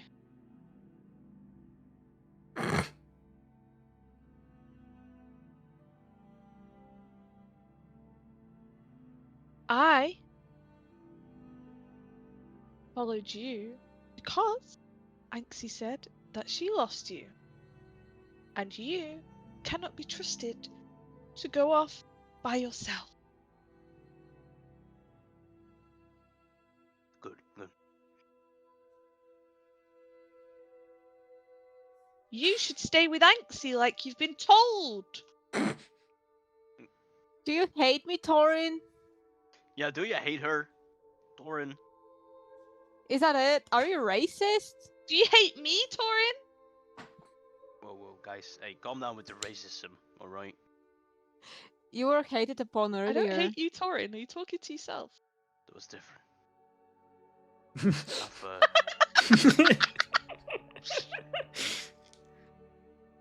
wait, has Zinni realised that Andros isn't there yet? No, I'm too focused on this rogue following me around like a little pedo.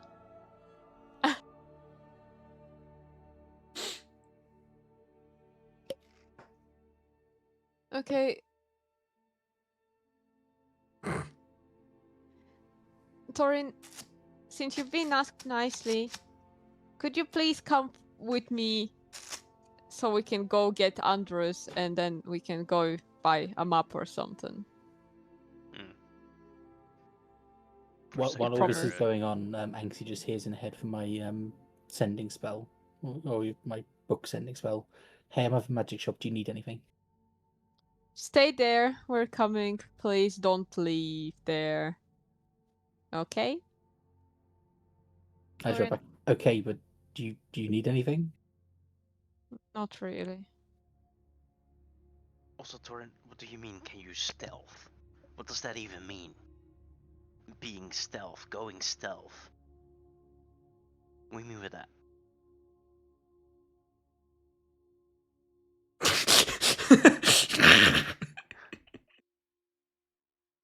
What do you mean typing? I can hear you just fine.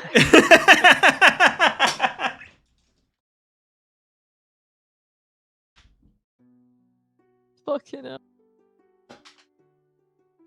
you leave, see again. I'm Okay. sure. All right. Oh, hey, Torin, you and I, we gotta talk sometime. I do not understand what you're saying.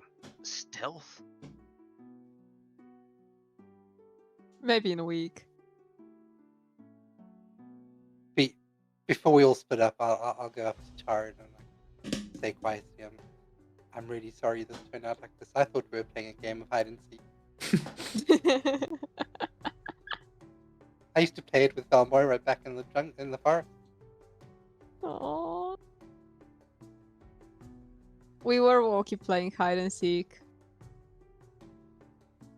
The once he was found out, it was the bad part that followed. Well, Wait, you're talking about hiding. Right. Hiding. Yeah, hiding. Yeah. Why you say stealth? Just say hiding. I'm hiding.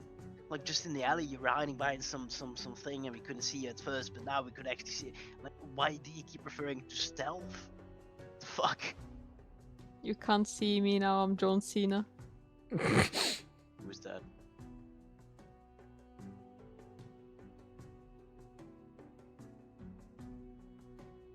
Oh wow! That's just mean spirited. What does the word lingo mean? Okay, guys, I will get these men with me, and Yes, we see you later. Okay? the groups properly rally and you both head off in your separate directions. Anxie keeping an Yeah. incredibly keen eye on Torin as they both head towards the Yeah. magic shop.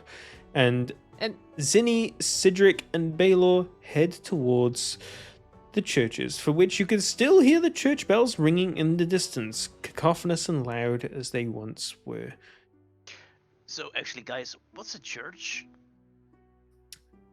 As all of you walk None off of them and this knows. question gets posed, probably later than it should have done, it maybe doesn't dawn on all of you just yet, but after having finally set foot on fresh, unknown lands, the group has decided to split the party. And that is where we'll draw our session to a close.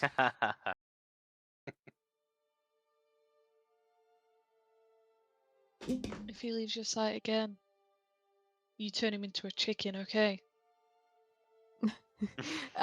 just so it's known, immediately when we start splitting up, I will be connecting telepathically to him. So even if he starts like hiding, I'll be bothering the shit out of him. And hopefully next session he'll be Jelly! able to respond to you. What's up, Yeah. baby? Jella jella. Why are you shouting? Oh. Yeah, little did you know, because of nobody was keeping an eye on me, I burned down an orphanage while you guys were laying on yourself. Knew it. I guess it had to be done. Oh, this party's turning evil.